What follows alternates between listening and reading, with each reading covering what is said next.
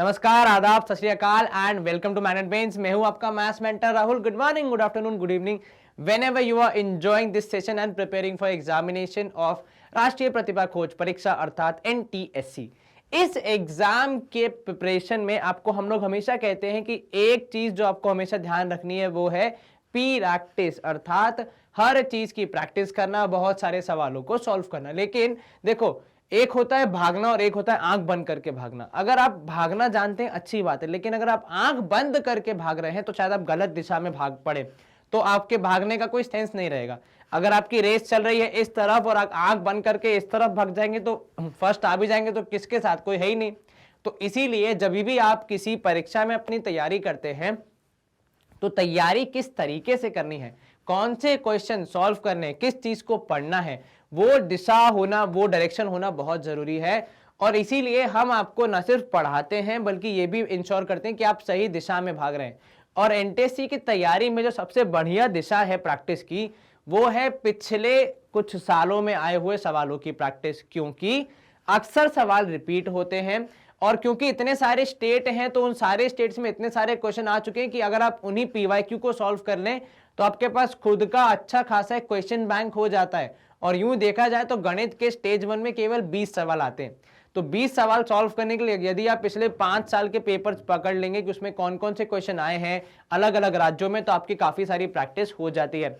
इसलिए हम आपके लिए हर बार लाते हैं पीवाईक्यू वीडियोस, ठीक है। और इन्हीं पीवाईक्यू वीडियोस में, इन्हीं पीवाईक्यू सेशंस में आज का हमारा सेशन रहेगा टॉपिक जिसका है बेसिक ऑपरेशन अर्थमेटिक, जिन्हें काफी किताबों में, काफी पब्लिकेशंस में कहा जाता है कंपेयरिंग क्वांटिटीज, इस नाम से भी इसे प्रचलित किया जाता है।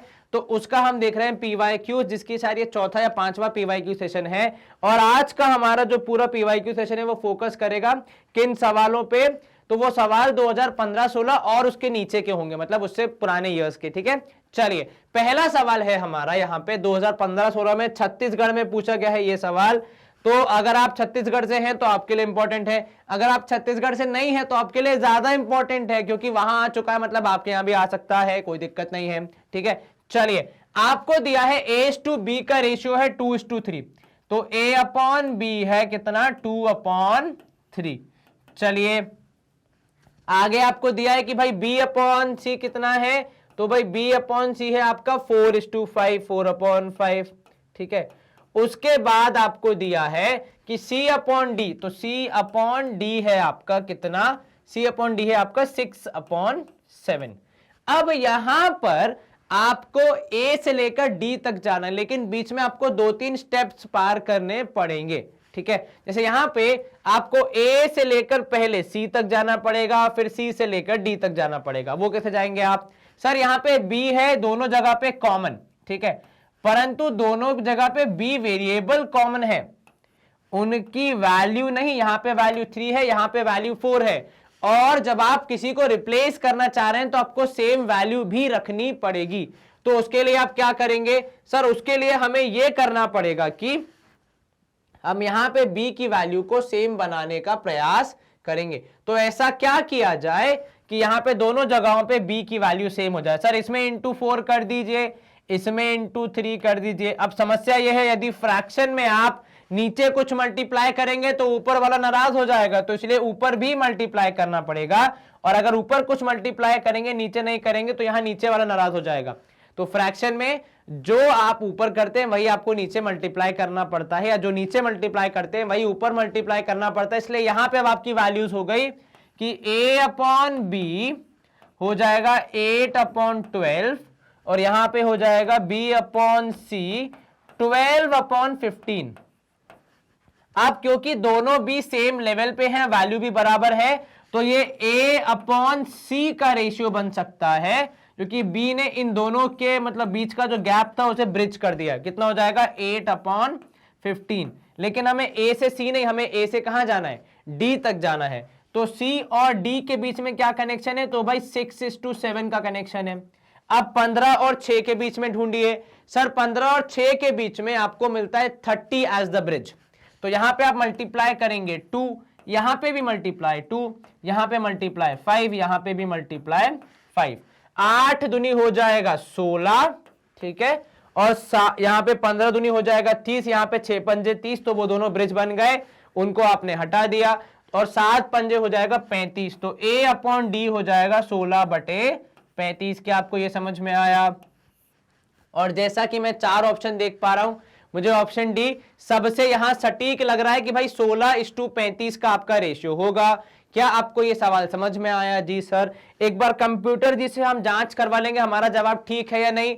हरे रंग के साथ कंप्यूटर जी ये बताना चाह रहे हैं कि हमारा जवाब ठीक है और हमें आगे प्रस्थान करने की आज्ञा है। चलिए second question, the cost price of a horse. किसी व्यक्ति ने एक घोड़े को खरीदा है, ठीक है, हॉर्स को, जिसका कॉस्ट प्राइस कितना है, जिसका कॉस्ट है बेसिकली, तो यहां पे मैं लिख रहा हूं बाइंग प्राइस, और एक रीजन उसका वो आपको आगे समझ में आएगा, ठीक है। तो बाइंग प्राइस है उसका 27,000। चलिए, अब उसके बाद उसके ट्रांसपोर्टेशन पे, अब मान लीजिए घोड़ा खरीदा होगा जहां पे पेट मार्केट है या फिर एनिमल मार्केट है, वहां पे घर होगा, वहां से दूर मान लो 100-200 किलोमीटर, तो क्या आप हॉर्स को दौड़ा दौड़ा के लेके जाएंगे? बेचारा थक जाएगा, तबीयत खराब हो जाएगी। इसलिए आप क्या करेंगे कि नहीं भाई, अभी नया नया लिया है, बेचारे को पहले ट्रेन करेंगे, उसके बाद काम पे लगाएंगे। तो भी इतना काम पे तो नहीं लगाएंगे, तो हम क्या करेंगे, उसको ऑटो में रख के लेके जाएंगे। तो आपका ट्रांसपोर्टेशन चार्जेस कितना है? टीसी आपका है आपका 2400 रुपए। अब क्योंकि ये जो ट्रांसपोर्टेशन कॉस्ट है ये हॉर्स के लिए गया है, हॉर्स के संबंध में गया है, तो ये आपके कॉस्ट प्राइस का हिस्सा बनेगा। तो आपका कॉस्ट प्राइस हो जाएगा 29,400, ठीक है। कितना? 29,400। अब यही हॉर्स विलेज में जाके बेच दिया गया, कितने का सर? उसको बेच दिया गया 33,810 रुपए का। अब आप सोचो, अगर आप इसको दौड़ा दौड़ा के लाते, बेचारे की तबीयत खराब हो जाती, थक जाता, तो जब बेचने जाते तो नुकसान हो जाता ना भाई। लोग बोलते अरे ये हॉर्स तो थका हुआ है, ये तो भाग ही नहीं पा रहा है, इसको हम इतने पैसे देंगे ही नहीं। जबकि आप, गलती आपकी थी कि आप इतना भगा के लेके जा रहे हैं, इसलिए आपने क्या किया, ऑटो कर लिया। बहुत बढ़िया, समझदार हैं आप। चलिए, सेलिंग प्राइस कितना है सर? सेलिंग प्राइस होगा आपका 33,810। चलिए, कितना है? 33,810। अब आप बताइए प्रॉफिट कितना होगा सर? दोनों को माइनस कर लेते हैं, तो भाई 33,810 में से यदि आप 29,400 माइनस करेंगे तो आपके लिए क्या बचेगा सर? यहां बचेगा 410, यहां बचेगा 29,440, 4410, ऐसे ही कुछ होगा सर। यहां पे कैरी फॉरवर्ड तो कुछ हो नहीं रहा है, केवल इतना ही बच रहा है, तो यहां बचेगा 4410। ये आपका प्रॉफिट है। क्या खाली प्रॉफिट निकालना है? नहीं सर, प्रॉफिट परसेंटेज निकालना है। तो प्रॉफिट का परसेंटेज कैसे निकालते हैं हम सर? वो निकालते हैं कॉस्ट प्राइस के ऊपर। तो कॉस्ट प्राइस है आपकी 29,400, ठीक है। उसके बाद इनटू कर देंगे, इसमें हम कितना 100 मल्टीप्लाई कर देंगे, तो 0 से 0 यहां पे कैंसिल। अब ये देखो, आप इनको डिवाइड करने जाएंगे तो शायद आपको समय लग जाए, तो इस केस में आप अपने ऑप्शंस को यूज कीजिए। देखिए आपके ऑप्शन क्या है? 5%, ठीक है। 294 का 5% कितना होगा बताना जरा। इसको जरा आप कैंसिल करोगे तो भाई 2940 का 5% इससे कम हो जाएगा, ठीक है। इनफैक्ट 10% भी कितना होगा 29400 का सर? 29,400 का 10% हो जाएगा 2940। 5% तो इसका भी आधा हो जाएगा, तो यहां पे कितना हो जाएगा? 29 का आधा हो जाएगा कितना? यहां पे 2 1 जा 2, 2 4 जा 8, ठीक है, 2 7 जा 14, तो 1470 रुपए, ठीक है। 20% कितना हो जाएगा? 2940 का डबल, तो कितना हो जाएगा सर? 4 और 4 8, ठीक है। और यहां पे हो जाएगा आपका कितना? ये हो जाएगा 9 9 4 4 8 9 9 18, एक कैरी 2 और 1 3, 2 2 4 1 5, 5880 है ना। पर आपको कितना चाहिए सर? हमारा लगभग आ रहा है 4410, तो यहीं पे आपको मालूम चल जा रहा है कि आपका आंसर क्या होगा? Option C. तो कई बार आप डिवाइड करने की जगह अपने ऑप्शंस को चेक कीजिए कि आपके ऑप्शंस में क्या आंसर है। अब आप चाहे तो एक बार चेक भी कर सकते हैं। 0 7 4 11, 9 और 1 10, 4 14, 2 और 1 3 4, 4 4 1 0 वही आ रहा है, ठीक है। तो यहां पे हमने क्या किया? यहां पे हमने स्मार्टनेस का उपयोग करके कम समय में ज्यादा जल्दी आंसर निकाला हमने। बाकी पूरा मेथड तो ठीक से सॉल्व किया, बस यहां पे जहां पे हम कैलकुलेशन में अटक रहे थे वहां हमने ऑप्शंस को यूज किया। क्योंकि भाई देखो, किसी भी अमाउंट का 10 और 20% निकालना बहुत आसान है।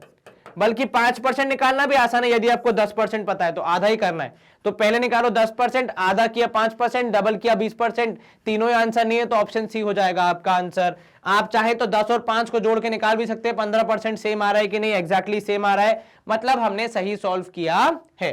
तो समय बचाने की ये ट्रिक आप अक्सर यूज कर सकते हैं। चलिए यहां पे हम एक बार कंप्यूटर जी के साथ आंसर को वेरीफाई कर लेंगे, तो ऑप्शन सी हमारा सही आ रहा है। हमने किया यहां पे इस सवाल को समाप्त, स्क्रीन करेंगे हम स्वच्छ सुंदर क्लियर और मूव करेंगे अगले प्रश्न की ओर। ठीक है, if a school in a school sorry the ratio of boys and girls, तो लड़कों और लड़कियों का, बॉयज एंड गर्ल्स का जो रेशियो है वो अलग अलग क्लासेस का आपको दिया है, 8वीं 9वीं और 10वीं का दिया है। क्या है रेशियो भाई? 3:1, 5:3 और 7:5। तो ये 8th का है रेशियो कितना सर? 8th का रेशियो है 3:1। ठीक है, और 9th का कितना है सर? 9th का रेशियो हो जाएगा 5:3। ठीक है, और 10th का रेशियो कितना? तो सर 10th का रेशियो हो जाएगा 7:5।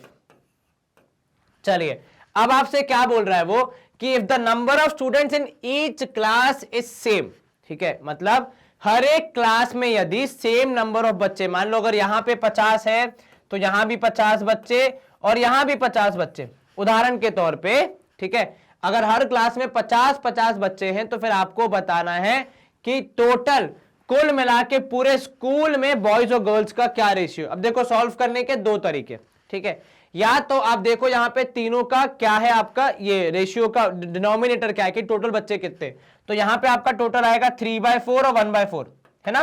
कितने हैं बॉयज?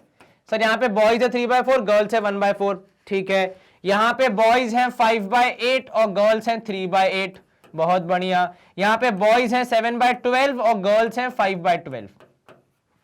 ठीक है, अब यहां देखो 4, 8, 12, ठीक है, मतलब क्या है, 4 से डिविजिबल वाले नंबर्स हैं ये। तो अगर आप मान रहे हैं कि भाई इस क्लास में मान लीजिए x बच्चे हैं, ठीक है, तो बॉयज बताइए कितने होंगे? सर बॉयज होंगे 3/4x, या आप एक काम कीजिए 3/4x, ठीक है, प्लस दूसरी क्लास में बॉयज कितने होंगे सर? 5/8x, प्लस तीसरी क्लास में कितने? 7/12x। क्योंकि भाई क्लास में कुल मिला के x बच्चे हैं और यहां पे कुल मिला के हम कैसे बताएंगे सर? इन दोनों को जोड़ के हमारा टोटल हो जाएगा। तो जब आप हर एक का अलग अलग फ्रैक्शन निकाल रहे हैं तो ये आपको रिजल्ट मिलेंगे। अब ये तो हो गया बॉयज का। गर्ल्स का बता दो तो सर बॉयज और गर्ल्स का रेशियो निकालेंगे, 1/4 ऑफ x प्लस यहां पे हो जाएगा 3/8 ऑफ x, ठीक है, प्लस यहां पे हो जाएगा 5/12 ऑफ x। आपको यहां पे बच्चों की संख्या नहीं बतानी है, आपको यहां पे फाइनल रेशियो बताना है बॉयज और गर्ल्स का। तो ऐसे कर सकते हैं हम, ठीक है। चलो 4, 8, 12 का एलसीएम कितना आएगा? 24, ठीक है, तो यहां हो जाएगा इंटू 6, यहां पे हो जाएगा इंटू 3, यहां हो जाएगा इंटू 2, यहां पे भी इंटू 6, यहां पे भी इंटू 3 और यहां पे भी इंटू 2।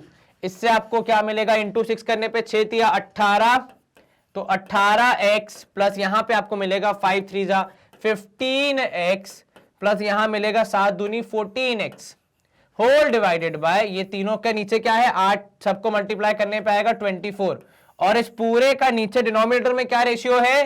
तो भाई 6x प्लस यहां पे 9x प्लस हो जाएगा कितना? यहां पे 12, 5 2 10x, ठीक है, और नीचे वही डिनोमिनेटर 24। अब क्योंकि दोनों जगह पे डिनोमिनेटर सेम है तो वहां पे आप इनको कैंसिल कर सकते हैं। ऊपर वाले को ऐड करेंगे, 18 और 14 कितना हो जाएगा सर? 15 और 14 हो जाएगा 29। 29 और 18 को जब आप ऐड करेंगे तो आपको मिलेगा 47x। कितना? ऊपर आ जाएगा 47x और नीचे आ जाएगा 10 और 6 और 9 और 6 हो जाएगा 15, 15 और 10 25। अब क्योंकि दोनों के पास x है तो वो भी कैंसिल, तो बॉयज और गर्ल्स का फाइनल रेशियो 47:25 आना चाहिए। क्या आपको ये समझ में आया? क्या किया हमने हर एक क्लास से पहले बॉयज का अलग अलग निकाला, उसको ऐड किया, फिर गर्ल्स का निकाला, उसको ऐड किया। पहले हमने ये पता लगाया कि एक क्लास में फ्रैक्शन के फॉर्म में, मतलब टोटल में से कितना हिस्सा है। तो बॉयज के यहां पे हिस्से आ गए 3/4, 5/8, 7/12। गर्ल क्या आ गए? 1/4, 3/8, 5/12। सर यहां पे हमने 3/4 क्यों किया? क्योंकि देखो टोटल बच्चों में से बॉयज हैं, रेशियो कितना है? 3:4। इसका क्या मतलब है कि कुल मिला के जो बच्चे हैं उसमें 3 बॉयज और 1 गर्ल्स, मतलब ये रेशियो चल रहा है 3 बॉयज 1 गर्ल, 3 बॉयज 1 गर्ल। तो कुल मिला के बच्चे कितने हैं? वो तो 4 है ना, अगर 3:1 का रेशियो है तो तो अगर आप 3:1 का रेशियो सही से नहीं लिखेंगे तो यहां पे आपकी गलती हो सकती है। चलिए, हमारा आंसर आया 47:25। एक बार कंप्यूटर जी से आग्रह करेंगे कि कृपया हमारे आंसर को एक बार वेरीफाई करवा दें। उनके हिसाब से भी आंसर आ रहा है ऑप्शन डी, मतलब हमने और आदरणीय कंप्यूटर जी ने सवाल को सही सॉल्व किया है। हम करेंगे यहां पे स्क्रीन को क्लियर, एकदम साफ सुंदर स्वच्छ, और मूव करेंगे अगले प्रश्न की ओर। सवाल क्रमांक 4, the difference between compound interest and simple interest. देखो यहां पे सीधा सीधा सवाल पूछ लिया आपसे, कुछ घुमा फिरा के नहीं, कि कंपाउंड इंटरेस्ट और सिंपल इंटरेस्ट का क्या बताया था, डिफरेंस बताया है कितना, 2 साल के लिए यदि आपने अपना मनी इन्वेस्ट किया है 4% पर एनम पे तो 50 रुपए है। चलिए, तो आपको बताना क्या, आपको प्रिंसिपल बताना है, तो प्रिंसिपल तो आपको पता नहीं है, ठीक है। अब हम बात करते हैं हमारे टाइम की, तो एन की वैल्यू है 2, है ना, और आर है 4% पर एनम। डिफरेंस कितना है, तो भाई डिफरेंस है 50 रुपए का। चलिए, अब आप हमें बताइए क्या होता है फॉर्मूला यहां पे। सर फॉर्मूला होता है यहां पे कि भाई P into 1 plus r upon 100, ठीक है, whole to the power n, है ना, माइनस P, मतलब में से प्रिंसिपल माइनस करेंगे, फिर 50 रुपए माइनस करेंगे। दोनों चीजें माइनस करनी पड़ेंगी ना भाई, क्या माइनस करना पड़ेगा, प्रिंसिपल और 50 रुपए दोनों माइनस करेंगे, क्योंकि दोनों के बीच का डिफरेंस कितना है, 50 रुपए है। तब वो किसके बराबर आएगा, सिंपल इंटरेस्ट के बराबर आएगा। सिंपल इंटरेस्ट कैसे निकालते हो, तो सर P इंटू यहां पे हो जाएगा R, कितना, R हो जाएगा 4%, ठीक है, टाइम हो जाएगा 2 ईयर्स, तो P into r into t, फिलहाल हम केवल फॉर्मूला लिख देते हैं, तो P into r into t whole upon 100। चलिए वैल्यूज पुट कीजिए, तो P आपको पता नहीं है, 1 प्लस आर मतलब 1 प्लस 4 अपॉन 100, और पावर कितनी है, पावर है 2, माइनस 50 माइनस P माइनस 50, ठीक है। तो यहां पे कंपाउंड इंटरेस्ट, वहां पे सिंपल इंटरेस्ट, तो P इंटू आर कितना है 2, रेट ऑफ इंटरेस्ट होगा टाइम कितना, सॉरी रेट ऑफ इंटरेस्ट है 4 और टाइम है 2, होल डिवाइड बाय 100। चलिए अब हम क्या करेंगे, देखो यहां पे आप क्या कर सकते हैं, इसको जब आप सॉल्व करेंगे आपको मिलेगा P इंटू 100 104 अपॉन 100, ठीक है, का स्क्वायर, है ना, और माइनस P माइनस 50, माइनस इसको भी ले आओ अगर तो हो जाएगा 8P अपॉन 100, है ना, इज इक्वल टू 0। अब इस इक्वेशन को सॉल्व करेंगे तो हमें हमारे आंसर्स मिल जाएंगे। चलिए, तो जगह की थोड़ी कमी, इसलिए हम इक्वेशन को दोबारा लिख लेते हैं ऊपर एक बार, उसके बाद फिर हम नीचे वाला पार्ट इरेज कर देंगे, यहां तो कुछ आपके काम का है नहीं। इक्वेशन हमारी क्या बन रही है, तो इक्वेशन फिलहाल हमारी बन रही है 104 इंटू 104 होल अपॉन 1 2, आप चाहें तो उसको कैंसिल कर सकते हैं, लेकिन फिर एलसीएम लेने में थोड़ी दिक्कत आएगी, तो ये इंटू P है ना, माइनस 108 इंटू P अपॉन 100, और minus P is equal to 50 लिख दिया मैंने, क्योंकि भाई ये माइनस 50 वहां जाएगा तो प्लस 50, तो सारे वेरिएबल एक साइड और सारे नंबर्स एक साइड, ठीक है। अब यहां पे मैं नीचे के पूरे पार्ट को यहां पे हटा रहा हूं ताकि हम आसानी से कैलकुलेशंस कर सके। चलिए कैलकुलेशन की ओर अब ध्यान देंगे हम लोग, तो यहां पे 104 का स्क्वायर करना है हमें, कितना हो जाएगा 104 का स्क्वायर, तो सर 100 का स्क्वायर होता है 10,000, ठीक है, 4 का स्क्वायर हो जाएगा 16, क्योंकि a प्लस बी का होल स्क्वायर यहां पे लग सकता है। 104 क्या होता है 100 प्लस 4, और उसका स्क्वायर मतलब कितना, a square plus B square plus 2ab, तो 2ab मतलब 4 2 जा 8, तो यहां पे हो जाएगा 800, है ना, तो जाएगा 10816। 104 का स्क्वायर कितना, 10816। आप चाहे तो मल्टीप्लाई करके देख सकते हैं, एक बार मैं भी कर लेता हूं भाई ताकि श्योर हो जाए हम लोग एकदम। 4 4 जा 16, कैरी 4 0 0 1 4 1 जा 4, ठीक है, फिर यहाँ पे 0 0 0, फिर यहाँ पे क्रॉस क्रॉस और 104, सही है। चलिए यहाँ पे हो जाएगा 10816, तो ये हो जाएगा 10816P अपॉन नीचे कितना 10,000, ठीक है, माइनस 108, और मैं यहां पे 00 और लिख रहा हूं, तो 10800P अपॉन 10,000। एक मिनट यहां पे मेरे साथ कुछ एरर हुआ है, जहां तक मुझे याद है ये 108 नहीं केवल 8P था, तो यहां पे केवल 800 हो जाएगा, और यहां पे जब आप माइनस करेंगे तो अब आप लेंगे एलसीएम, तो ये हो जाएगा 10,000P अपॉन टोटल यहाँ पे भी 10,000। तो अपने सब जगह पे एलसीएम लेके एक ही बार में पूरी समस्या का पूरा समाधान निकालने का प्रयास किया। क्या किया आपने? एलसीएम लेके सॉल्व किया। वो 8p था, मैंने गलती से 108 लिख दिया था, वही मैं कैलकुलेशन करता, पर अभी मुझे याद आया कि वो 8p था, 108 नहीं था। अब जब आप सॉल्व करेंगे तो यहाँ पे 10,816 में से 800 ये माइनस, 10,000 ये माइनस, तो 10,800p इकट्ठा माइनस कर देते और नीचे डिवाइड बाय 10,000। ठीक है, यहां पे आपको क्या मिल रहा है? यहां पे तो वही 50 चल रहा है बेचारा। चलो माइनस करोगे तो केवल बचेगा 16p इज इक्वल टू 10,000। यहां अकेले बोर हो रहा था इसलिए मैंने उसको 50 इंटू 10,000 यहां पे कर दिया और ये हो जाएगा डिवाइड बाय 16।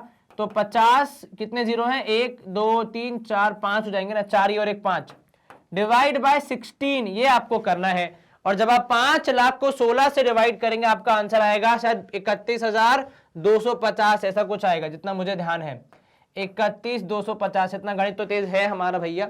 16 तिया कितना होगा? डिवाइड करोगे 16 तिया 48 आएगा, डिवाइड करोगे आपका आंसर आना चाहिए 31,250, मतलब ऑप्शन बी। डिवाइड करने पे ये आपका आंसर। तो आप क्या करेंगे, एक बार इसे कंप्यूटर जी के साथ वेरीफाई कर लेंगे, ऑप्शन बी सही है। तो यहां पे क्या था हमारा बेसिक मूल मंत्र? कुछ ऐसा टफ नहीं था क्वेश्चन में, केवल कैलकुलेशन थोड़ी ज्यादा थी, वो भी अगर आप उसको सिस्टमैटिक वे में करेंगे तो आपको कैलकुलेशंस में इतनी मेहनत नहीं होगी। जैसे मेरे हिसाब से एक ही मेहनत थी यहां पे ये डिवाइड करने की, उसके अलावा बाकी सब तो बेसिक कैलकुलेशन थे जो हम और आप आसानी से कर सकते हैं। तो with this we would clear the screen. हमारी स्क्रीन हो गई है साफ, ऑप्शन बी हो गया हमारा यहाँ पे खत्म। अब आते हैं सवाल क्रमांक 5 की तरफ, जो क्या बोल रहा है आप कि 2r is equals to h plus under root of r square plus H square, और आपको बताना है r इज टू h का रेशियो। आपके पास ज्यादा जानकारी तो है नहीं, जो है यही इक्वेशन है, तो इसी का यूज करके हम सॉल्व करने का प्रयास करेंगे। तो 2r, ये h जो पॉजिटिव है साइड चेंज करके हो जाएगा नेगेटिव।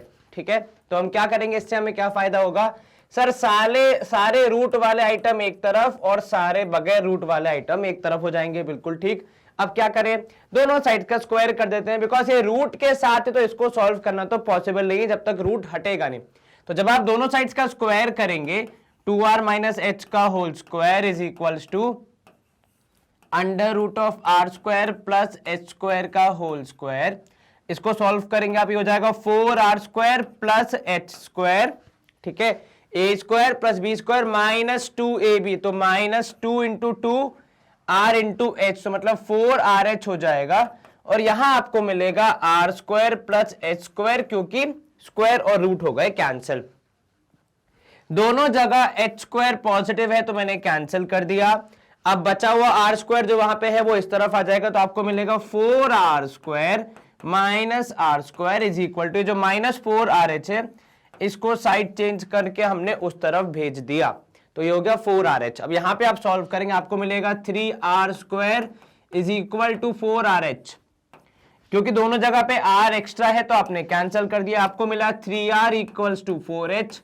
इससे आसान कुछ हो नहीं सकता, r इज टू h चाहिए आपको, तो आप r इज टू h लाने के लिए क्या करेंगे, 3r अपॉन h लिख देंगे और यहां पे रहेगा केवल 4, r अपॉन h आ जाएगा 4 अपॉन 3। तो r इज टू h का रेशियो कितना हो जाएगा, 4:3। क्या आपको ये समझ में आया? ऑप्शन ए 4:3 हमारे हिसाब से सही उत्तर है। क्या आपको ये सवाल समझ में आया? आसान था मेरे हिसाब से, तो केवल बेसिक कैलकुलेशन थे जो हमने अच्छे से कर लिया। एक बार कंप्यूटर से पूछ लेते हैं। कंप्यूटर जी का आंसर भी आ रहा है ऑप्शन ए, मतलब हमने और उन्होंने सही सवाल सॉल्व किया है। चलिए ये हो गया सवाल क्रमांक 5 यहां पे समाप्त। तो सवाल क्रमांक 6, when the rate of interest being increased from 10% to 12.5%, मतलब पहले आपका इंटरेस्ट था 10% किसी चीज पे, अब वो 12.5% मिल रहा है, 12.5% मिल रहा है। This the yearly income of the person increases by ₹1250। तो जिसको भी ये एक्स्ट्रा इंटरेस्ट मिल रहा है, लाइक 10 से जो 12.5 हो गया, उसको कितना इनकम बढ़ गई उसकी, 1250 से बढ़ गई है। आपसे क्या पूछा गया है? आपसे पूछा गया है कि भाई प्रिंसिपल बताइए इसका कितना था, मतलब कितना अमाउंट आपने इन्वेस्ट किया था वो आपको बताना है। कैसे पता लगाओगे? सर हम मान लेते हैं प्रिंसिपल को x, ठीक है, उसका हम निकालेंगे 12.5%, उसका हम निकालेंगे 10%, दोनों को करेंगे माइनस, तो जो आंसर आएगा वो होगा किसके बराबर, 1250 के बराबर। ये सही बात है, ये है एक्चुअल कैलकुलेशन। पर अगर आपको समय बचाना और स्मार्ट मूव करनी है तो क्या मैं बोल सकता हूं कि देखो कुल मिला के जो गैप आया है वो तो 2.5% का ही आया है ना भाई, पहले 10 था अब 12.5 हो गया, बाकी प्रिंसिपल तो सेम ही है। तो माइनस करने के पहले वैल्यू निकालने के बाद माइनस करने से अच्छा है कि पहले माइनस कर दो। तो 12.5 में से 10 माइनस किया तो 2.5 बचेगा। अब ये 2.5% इंक्रीज किसका हुआ है, आपके एक्चुअल प्रिंसिपल का, जिसको आप मान लेंगे x। 2.5% 2.5% इंक्रीज होने का रिजल्ट क्या हुआ सर, रिजल्ट ये हुआ कि इनकम हो गई है 1250 रुपए से ज्यादा। तो क्या मैं ऐसे स्टेटमेंट लिख सकता हूं कि 2.5% ऑफ x इज 12.5। ये कैसे मालूम चला, क्योंकि भाई इनकम बढ़ाई है आपने 2.5% से, तो आपका अमाउंट भी बढ़ गया, आपका कितना 12.5%, 1250 से। सीधा सीधा कनेक्शन है कि अगर ये नहीं बढ़ती तो ये भी नहीं आता, तो जितना इंक्रीज हुआ यहां पे उतना ही इंक्रीज होगा यहां पे, इसलिए हमने इसको बराबर रख दिया। अब 2.5%, तो 2.5% ऑफ किसका, x का हमें निकालना है, और ये है 1250 के बराबर। यहां पे हो जाएगा 25/1000, बिकॉज डेसिमल को हटा के अगर आपने कुछ किया है तो नीचे एक एक्स्ट्रा जीरो आ जाएगा, और ये हो जाएगा x इक्वल टू 1250। x की वैल्यू हो जाएगी 1250 इंटू 1 2 3 जीरो यहां पे हो जाएंगे, तो हो गया 1000।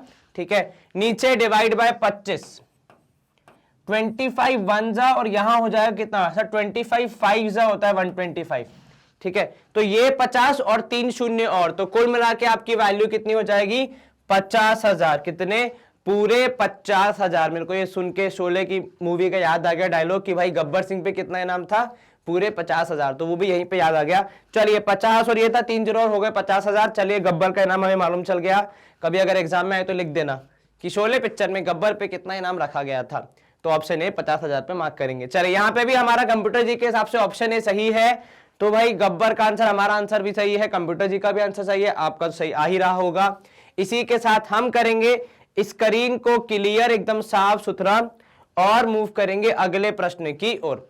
सवाल क्रमांक 7 आपसे बोल रहा है, मतलब आपसे पूछ रहा है, a man sells 2 articles each at 198। दो चीजें बेची गई हैं, ठीक है, 2 आर्टिकल बेचे गए, दोनों का प्राइस कितना था 198। एक पे उन्हें प्रॉफिट हुआ 10% का, दूसरे पे उन्हें लॉस हुआ 10% का। ये मेरा फेवरेट क्वेश्चन है, पूछो क्यों, क्योंकि सर जब इसको सॉल्व करने जाते हैं तो बहुत मेहनत लगती है, परंतु जवाब हमें पहले से पता होता है। ठीक है, चलिए नेट प्रॉफिट या नेट लॉस कितना होता है, देखो मैं आपको मूल मंत्र बता रहा हूं क्या होता है। जब भी ऐसा सवाल आए जहां पे 2 आर्टिकल हो, ठीक है, दोनों की एसपी सेम हो, ठीक है, एक पे हो प्रॉफिट दूसरे पे हो लॉस, और प्रॉफिट और लॉस का परसेंटेज सेम हो, तो हमेशा क्या होता है, हमेशा लॉस होता है। क्या होता है, लॉस होता है। ठीक है, आपने ये क्वेश्चन पहले किया है कक्षा 8वीं चैप्टर क्रमांक 8, जिसका नाम है कंपेयरिंग क्वांटिटीज। उसमें एक्सरसाइज 8.2 में सवाल है 2 बफेलो वाला।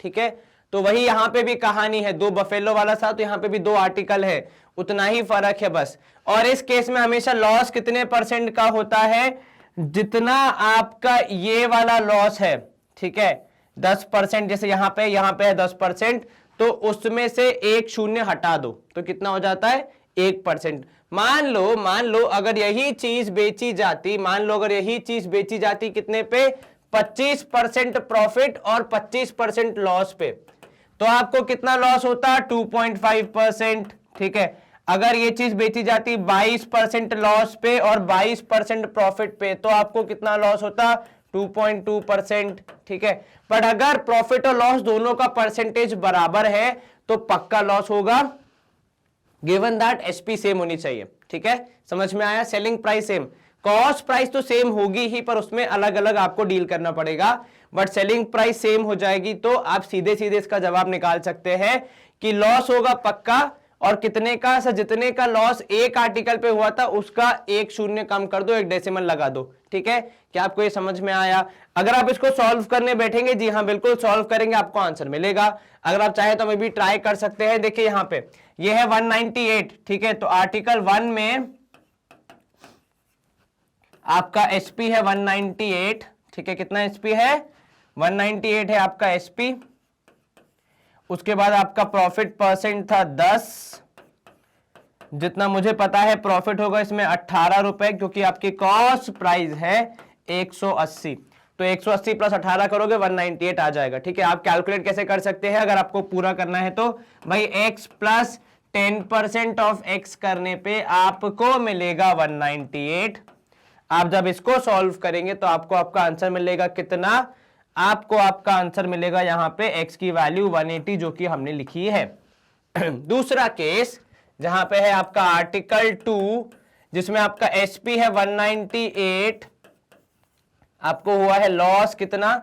लॉस परसेंट है 10, और जहां तक मुझे पता है लॉस होगा इसमें 22 रुपए का, और आपकी जो सीपी है, कॉस्ट प्राइस है, वो 220 रुपए है। 220 रुपए का 22%, 10% निकालो, कितना होगा माइनस करने पे? 10 में से 2 गया 8, और यहाँ पे 21 में से 2 गया तो 19, 198 ही आएगा। चलिए अब यहां देखो, यहां पे कितना है? यहां पे प्रॉफिट 18, वहां पे लॉस कितना? 22, तो कुल मिला के लॉस कितना हुआ? 4 रुपए का। कुल मिला के कॉस्ट प्राइस कितनी आई सर? 180 और 220 जोड़ेंगे तो आएगा 400 रुपए।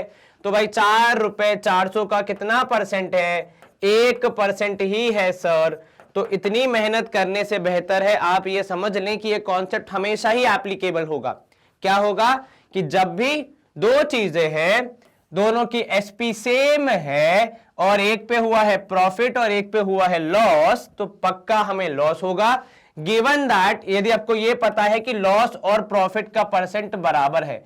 यदि लॉस और प्रॉफिट का परसेंट अलग अलग है तो आपको कैलकुलेट करना पड़ जाएगा, पर यदि सेम है तो हमेशा यही होगा कि लॉस होगा, और कितने का होगा? जो भी एक्चुअल परसेंटेज था उसका 1/10, उसका 10 से डिवाइड करके जो डेसिमल लगेगा उतना। ठीक है, क्या आपको ये समझ में आया? यस सर, कहीं कोई शंका मन में? नहीं सर, आसान था ये प्रश्न। जी हाँ बिल्कुल, एक बार कंप्यूटर जी से वार्तालाप कर ले, उनका जवाब भी आ रहा है ऑप्शन डी। तो हमने और उन्होंने सही सवाल सही तरीके से सॉल्व किया है। यही वक्त है हमारा स्क्रीन क्लियर करने का और सवाल क्रमांक 8 की ओर रुख करने का। Price of a house is 6,76,000। ठीक है, if the price increases every year by 4%, ठीक है, 2 year back the price of the house was. सीधा सीधा एप्लीकेशन है किस फॉर्मूले का?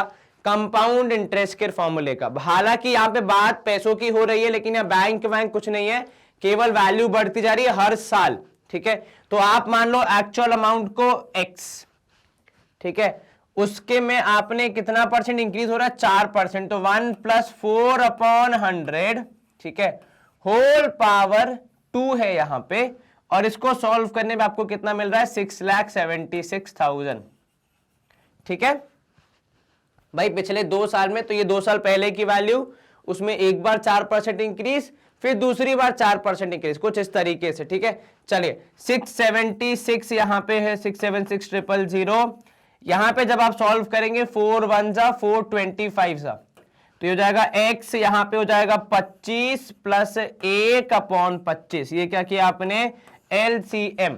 ठीक है, तो 676,000 इंटू यहां पे हो जाएगा नहीं equal to, sorry, is equal to x into यहां पे हो जाएगा 26 का स्क्वायर अपॉन 25 का स्क्वायर।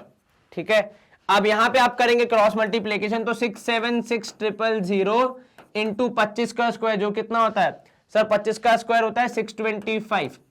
26 का स्क्वायर क्या किसी को याद है? अगर आपको 26 का स्क्वायर याद है तो ये सवाल आपके लिए दुनिया का सबसे आसान सवाल है, पर अगर नहीं याद है और मैं अभी अगर यहां पे लिख दूंगा तो आपके लिए आसान बन जाएगा। जी हाँ बिल्कुल, 26 का स्क्वायर 676, अगर मैं गलत नहीं हूं तो कैलकुलेट करके देख लो। 26 इंटू 26, 6 6 36, 6 यहाँ 3 ऊपर, 6 2 12, 13 14 15, यहाँ पे 2 6 12, 1 कैरी, 2 2 4 1 5, देखो यहाँ पे 676। बस यही सवाल का अगर ये वाला हिस्सा कोई मुझे बता देता, मतलब कोई आपको या हमें बता दे कि भैया 626 का स्क्वायर 676 होता है, फिर तो कोई भी सॉल्व कर दे। इसीलिए कहा जाता है कक्षा 8वीं में कि सारे स्क्वायर्स 30 तक तो कम से कम याद ही होने चाहिए, ताकि आप कैलकुलेशंस में समय आपका व्यर्थ ना गवाएं। चलिए ये कैंसिल हो जाएगा, यहां आएगा 1 2 3, 625 इंटू 1 2 3 जीरोस मतलब कितना हो जाएगा 625 1 2 3 0, जिसे हम गणित में कहते हैं 6,25,000, जो कि है हमारा ऑप्शन बी। क्या आपको ये समझ में आया? जी सर। इसको सॉल्व करने का एक और तरीका है कि भाई x इज इक्वल टू 676,000, ठीक है, यहां पे आएगा 1 - 4/100। ऐसा कुछ करेंगे तब भी आपका आंसर आना चाहिए, ऐसा मेरी आशा है, क्योंकि आप क्या कर रहे हैं यहाँ पे वैल्यू नीचे लेके जा रहे हैं। तो ये आप ट्राई करना कि आपका x यहाँ पे कितना आ रहा है, 625,000 आ रहा है या फिर नहीं आ रहा है, और ट्राई करके फिर मुझे बताना, ठीक है। चलिए यहाँ पे हम एक बार कंप्यूटर जी से पूछ लेते हैं, उनका जवाब भी आ रहा है ऑप्शन बी, तो हमने और कंप्यूटर जी ने सही तरीके से सॉल्व किया है। आप ऐसे सॉल्व करके एक बार देखें और मुझे बताएं कि आपका आंसर इसमें सही आ रहा है या फिर नहीं। ऐसे तो पक्का हमने करके देख लिया सही आ ही रहा है, ठीक है। चलिए स्क्रीन क्लियर, स्वच्छता की निशानी। और अगला प्रश्न है यहाँ पे सवाल नंबर 9। क्या बोल रहा है आपसे? An athlete can complete 1 round of a circular track of radius r in 30 seconds with uniform speed. एक सर्कुलर ट्रैक है, ठीक है, उसको यहां पे एक एथलीट कवर करने का प्रयास कर रहा है। तो ये हमारा सर्कुलर ट्रैक हो गया, ठीक है। अब एथलीट भाई साहब इसको कवर करेंगे, ये हो गया आपका रेडियस r, ठीक है। इसको पूरे को कवर करने में उन्हें कितना टाइम लग रहा है? 30 सेकेंड लग रहे हैं, तो टाइम हो जाएगा 30 सेकेंड, ठीक है। इस 30 सेकेंड में डिस्टेंस कितना ट्रैवल करेंगे भाई साहब? सर डिस्टेंस ट्रैवल करेंगे 2πr, ठीक है। स्पीड का हमें कुछ अभी पता नहीं है। अब आगे क्या बोल रहा है वो? आपको निकालना है the ratio of distance to displacement. आपको डिस्टेंस और डिस्प्लेसमेंट के बीच में निकालना है रिलेशनशिप, ठीक है। क्या उनका रेशियो है? कब? At the end of 45 seconds. तो पहले तो ये पता लगाओ कि जब वो व्यक्ति भागना स्टार्ट करेगा इधर से, ठीक है, तो 45 सेकेंड्स के बाद वह व्यक्ति कहां पे होगा, पहले तो ये पता होना चाहिए हमें, तब तो हम डिस्टेंस और डिस्प्लेसमेंट का डिफरेंस पता लगा पाएंगे, नहीं तो कैसे पता लगाएंगे। चलिए देखो 30 सेकेंड में पूरा राउंड, तो 45 में कितना होगा सर? पूरे से ज्यादा, लेकिन 2 राउंड नहीं होंगे। 45 मतलब हो गया 30 सेकेंड और 15 सेकेंड, तो मतलब अगर यहां से स्टार्ट किया व्यक्ति ने तो एक राउंड तो पूरा हो जाएगा 30 सेकेंड में, दूसरा राउंड स्टार्ट भी हो जाएगा, लेकिन कवर कहां तक होगा? केवल आधे रास्ते तक, मान लीजिए यहां तक, इस पॉइंट तक, है ना, 45 सेकेंड में। चलिए क्या बोला हमने? 45 सेकेंड में कितना?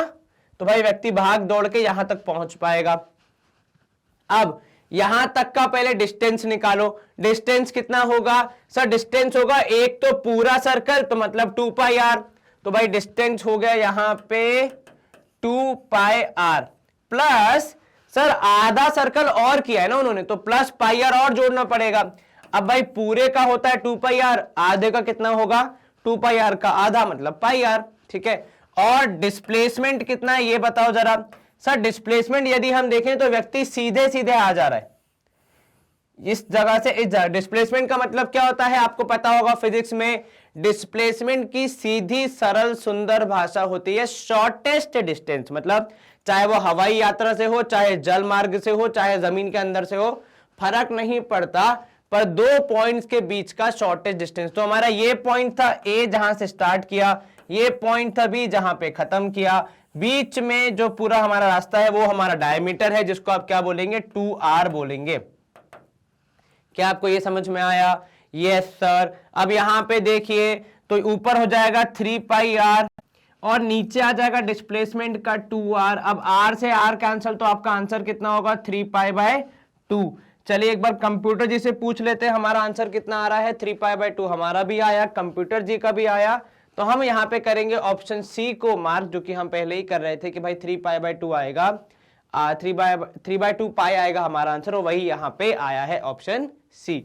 आसान सा ये प्रश्न, केवल क्या दिमाग लगाना था, थोड़ा सा यहाँ पे फिजिक्स का इन्वॉल्वमेंट था, क्योंकि आपको डिस्प्लेसमेंट और डिस्टेंस निकालना था, बाकी तो कोई दिक्कत नहीं आनी चाहिए। चलिए हम करेंगे एक बार फिर से स्क्रीन को क्लियर, क्योंकि वो जादुई बटन से स्क्रीन क्लियर हो गई थी अभी थोड़ी देर पहले। अब हम आएंगे सवाल क्रमांक 10 की तरफ। क्या बोल रहा है आपसे? 100 मीटर लॉन्ग ट्रेन, एक 100 मीटर लंबी ट्रेन है, ठीक है, जिसकी स्पीड कितनी है 90 किलोमीटर पर आवर। देखो सबसे पहले घंटी यही बजनी चाहिए कि ये किलोमीटर पर आवर में है, ये मीटर में है, मतलब किसी एक को चेंज करना पड़ेगा। ठीक है, crosses a tunnel which is 300 metre long. ठीक है, the time taken by the train to cross the tunnel completely. अब ट्रेन को अगर टनल को कंप्लीटली क्रॉस करना है तो बेसिकली उसे अपनी पूरी जो लंबाई है ट्रेन की, एकदम आखिरी जो गार्ड बोगी है जहां पे गार्ड भाई साहब बैठते हैं, झंडी दिखाते हैं, वहां तक आपको पूरी क्रॉस करनी पड़ेगी। तो बेसिकली ट्रेन को डिस्टेंस कितना ट्रैवल करना पड़ेगा, आई थिंक 300 मीटर टनल का और 100 मीटर स्वयं का। भाई जब इंजन चलना स्टार्ट करेगा तो वो 300 मीटर, यदि वो केवल 300 मीटर ट्रैवल करेगा तो उसके ट्रेन का कुछ हिस्सा भी टनल के अंदर रह जाएगा, उसको और आगे बढ़ना पड़ेगा कि वो पूरा डिस्टेंस कवर कर सके, जिससे कि ट्रेन टनल के बाहर आ जाए। तो 400 मीटर का डिस्टेंस है। स्पीड यू तो है 90 किलोमीटर पर आवर, पर इसको हम चेंज कर देंगे किसमें, मीटर पर सेकंड में। तो 90 इंटू 5/18 हमें करना पड़ेगा। 18 एकम 18, 18 पंजे हो जाएगा 90, है कि नहीं, क्योंकि 9 10 जा होता है 90, यहां तो 18 हो गया, 9 का डबल, तो वो 10 जो है वो हाफ होके 5 हो जाएगा और ये हो जाएगा 25 मीटर प्रति सेकंड। चलिए, आपको स्पीड पता है, आपको डिस्टेंस पता है, अब आपको क्या करना है, केवल सॉल्व करना है। तो टाइम हो जाएगा डिस्टेंस अपॉन स्पीड। डिस्टेंस है आपका 400, स्पीड है आपकी 25, इसको आप जब डिवाइड करेंगे 5 के टेबल से तो 5 5 से 25, 5 8 जा 40, 5 1 जा 5 और 5 16 जा, तो 16 सेकेंड आ रहा है समय। इस सवाल में जो मूल आपका वो था कॉन्सेप्ट जो यूज हुआ वो कौन सा था, वो था ट्रेन की स्पीड और टनल और ट्रेन की लंबाई के बीच की दूरी। यदि आप गलती करेंगे तो कहां करेंगे, डिस्टेंस को मान लेंगे आप 300, ठीक है, तो ऐसी गलती ना करें। आपका डिस्टेंस होगा 300 टनल की लेंथ, क्योंकि भाई टनल को पार करना है, और 100 ट्रेन की लेंथ भी हम ऐड करेंगे क्योंकि पूरी ट्रेन क्रॉस होनी चाहिए ना। तो ट्रेन के इंजन को या ट्रेन को कितना डिस्टेंस ट्रैवल करना पड़ेगा, 400 मीटर ट्रैवल करना पड़ेगा, ठीक है, और टाइम कितना लगेगा इसमें, 16 सेकेंड लगेंगे। चलिए, पूरी टनल को क्रॉस करने में, ठीक है। चलिए, यहां पे हम एक बार कंप्यूटर जी से चेक कर लेते हैं। हमारा आंसर ऑप्शन ए आ रहा है 16 सेकेंड। देखो ये बात समझना, बहुत लोग कंफ्यूज होते हैं कि सर पूरी ट्रेन की लेंथ क्यों जोड़नी है। देखो, अगर मान लीजिए आप कहीं दूर से वो ट्रेन को जाते हुए देख रहे हैं तो आप काउंट करना कब से स्टार्ट करेंगे, टाइमिंग, सर जैसे ही ट्रेन का इंजन टनल के अंदर घुसेगा हम काउंट स्टार्ट कर देंगे कितने सेकंड में क्रॉस होगा, है कि नहीं, हाँ जी सर।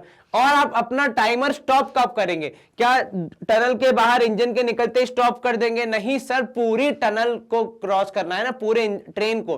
तो जब ट्रेन का आखिरी डब्बा, मतलब जो गार्ड वाला जो डब्बा होता है, जब तक वो नहीं निकलेगा हम अपना टाइमर स्टॉप नहीं करेंगे। तो आपका जो ट्रेन का इंजन है वो बोगी के उसके टनल के स्टार्टिंग से लेकर कहां तक ट्रैवल कर रहा है, टनल के थोड़ा और आगे तक जाएगा वो, ताकि उसका आखिरी डब्बा भी टनल के पार हो पाए। इसीलिए हम डिस्टेंस को हमेशा ज्यादा गिनते हैं, ठीक है।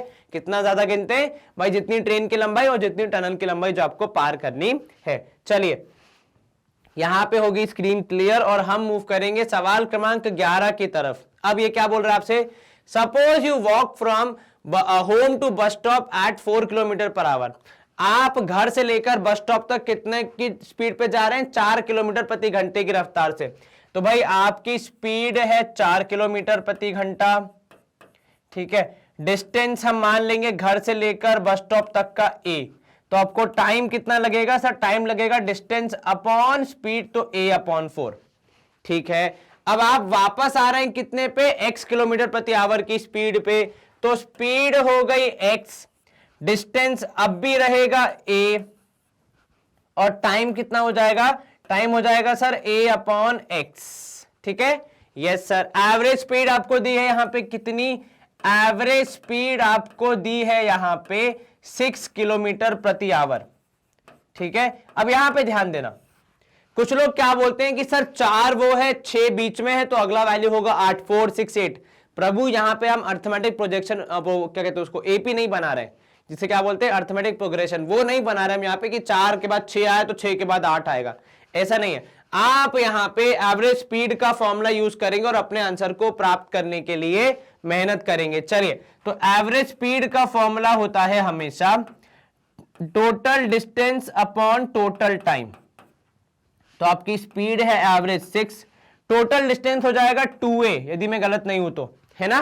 कितना हो जाएगा total distance 2a। Total time कितना हो जाएगा, तो सर a/4 प्लस a/x करेंगे तो हमें हमारा टोटल टाइम मिल जाएगा। ठीक है, चलिए इसको हमें सॉल्व करना है। तो मैं ये पहले तो 2 और 6 को कैंसिल कर रहा हूं, यहां पे लिख रहा हूं मैं 3। तो क्या मिलेगा अब आपको, सर अब हमें मिल गया यहां पे 3 इंटू ये पूरा a प्लस a/4 और a/x, इन दोनों को मैं ऐड कर रहा हूं। ठीक है, इज इक्वल टू, यहां पे भी आ गया है a। अब अगर आप इन दोनों में से a कॉमन ले लेंगे तो आपको क्या मिलेगा कि 3a equal to 1/4 plus 1/x, और क्योंकि दोनों तरफ a है तो a से a कैंसिल। अब आपको क्या मिला, सर अब हमें मिल गया कि भाई 3 इंटू 1/4 प्लस 1/x, क्योंकि दोनों के पास a था इसलिए मैंने कॉमन लिया, यहां इक्वल टू 1। ये 3 जो यहां मल्टीप्लीकेशन में है, साइड चेंज करेगा तो डिवीजन में आ जाएगा। अगर आप इसको और आगे सॉल्व करेंगे, क्योंकि आपको x की वैल्यू पता करनी है, तो 1/4 जो यहां एडिशन में है वो साइड चेंज करेगा तो डिवीजन में, तो 1/3 माइनस 1/4। ठीक है, यहां पॉजिटिव में था, एडिशन में था, साइड चेंज करेगा तो सब्ट्रैक्शन। अब आप लेंगे एलसीएम, तो 1/x हो जाएगा 4 माइनस 3/12, क्योंकि 3 इंटू 4 करना पड़ेगा, 4 इंटू 3 करना पड़ेगा, तो 1/x हो जाएगा कितना, 1 माइनस 1/12, तो x की वैल्यू आ जाएगी 12। कितनी, 12 किलोमीटर प्रति घंटा। तो ये जो कॉन्सेप्ट कई बार लोग लगाते हैं कि पहली स्पीड 4, बीच की 6, तो अगली होगी 8, ये गलत कॉन्सेप्ट है, ऐसा हर बार नहीं होता है। आपको प्रॉपर तरीके से सॉल्व करके ही अपना आंसर निकालना है। आपने कैसे निकाला, आपने पहला केस लिया जहां पे स्पीड था 4, डिस्टेंस को आपने मान लिया ये, मतलब घर से लेकर बस स्टॉप की दूरी कितनी है, a है, टाइम कितना लगेगा, a/4 डिस्टेंस अपॉन स्पीड। दूसरी स्पीड थी x, जो कि आपको पता करनी थी, डिस्टेंस था आपका a, टाइम लगा a/x। ठीक है, एवरेज स्पीड थी आपकी 6, तो आपने वैल्यू को पुट किया कि average speed equal to 6, distance कितना हो जाएगा, a इधर, तो 2a, जैसा कि आपने लिखा है 2a। टोटल टाइम कितना लगेगा सर, a/4 और a/x। फिर आपने उनको सॉल्व करने का प्रयास किया, जो जिससे कैंसिल हुआ उसे कैंसिल कर दिया। कुल मिला के आपका फाइनल आंसर कितना आया, हमेशा भाई 1/x इक्वल टू 1/12, x की वैल्यू आ जाएगी 12 के बराबर, मतलब ऑप्शन सी। एक बार कंप्यूटर जी के साथ वेरीफाई कर लेंगे, उनका जवाब भी आ रहा है ऑप्शन सी, तो मतलब उन्होंने और हमने और आपने, हम सब ने ये सवाल बिल्कुल सही तरीके से सॉल्व किया है। तो यदि आपको मन में पहला विचार आए कि 8 होना चाहिए, भाई 4, बीच की वैल्यू 6, अगली वाली 8, तो वो गलत है, कृपया ऐसा हर बार नहीं होगा। आप सॉल्व कर लें, अगर आपकी वैल्यू 8 आती है तो वेल एंड गुड, मार्क कीजिए, पर अगर नहीं आ रही है तो जो आंसर आ रहा है आप उसको मार्क करने का प्रयास करें।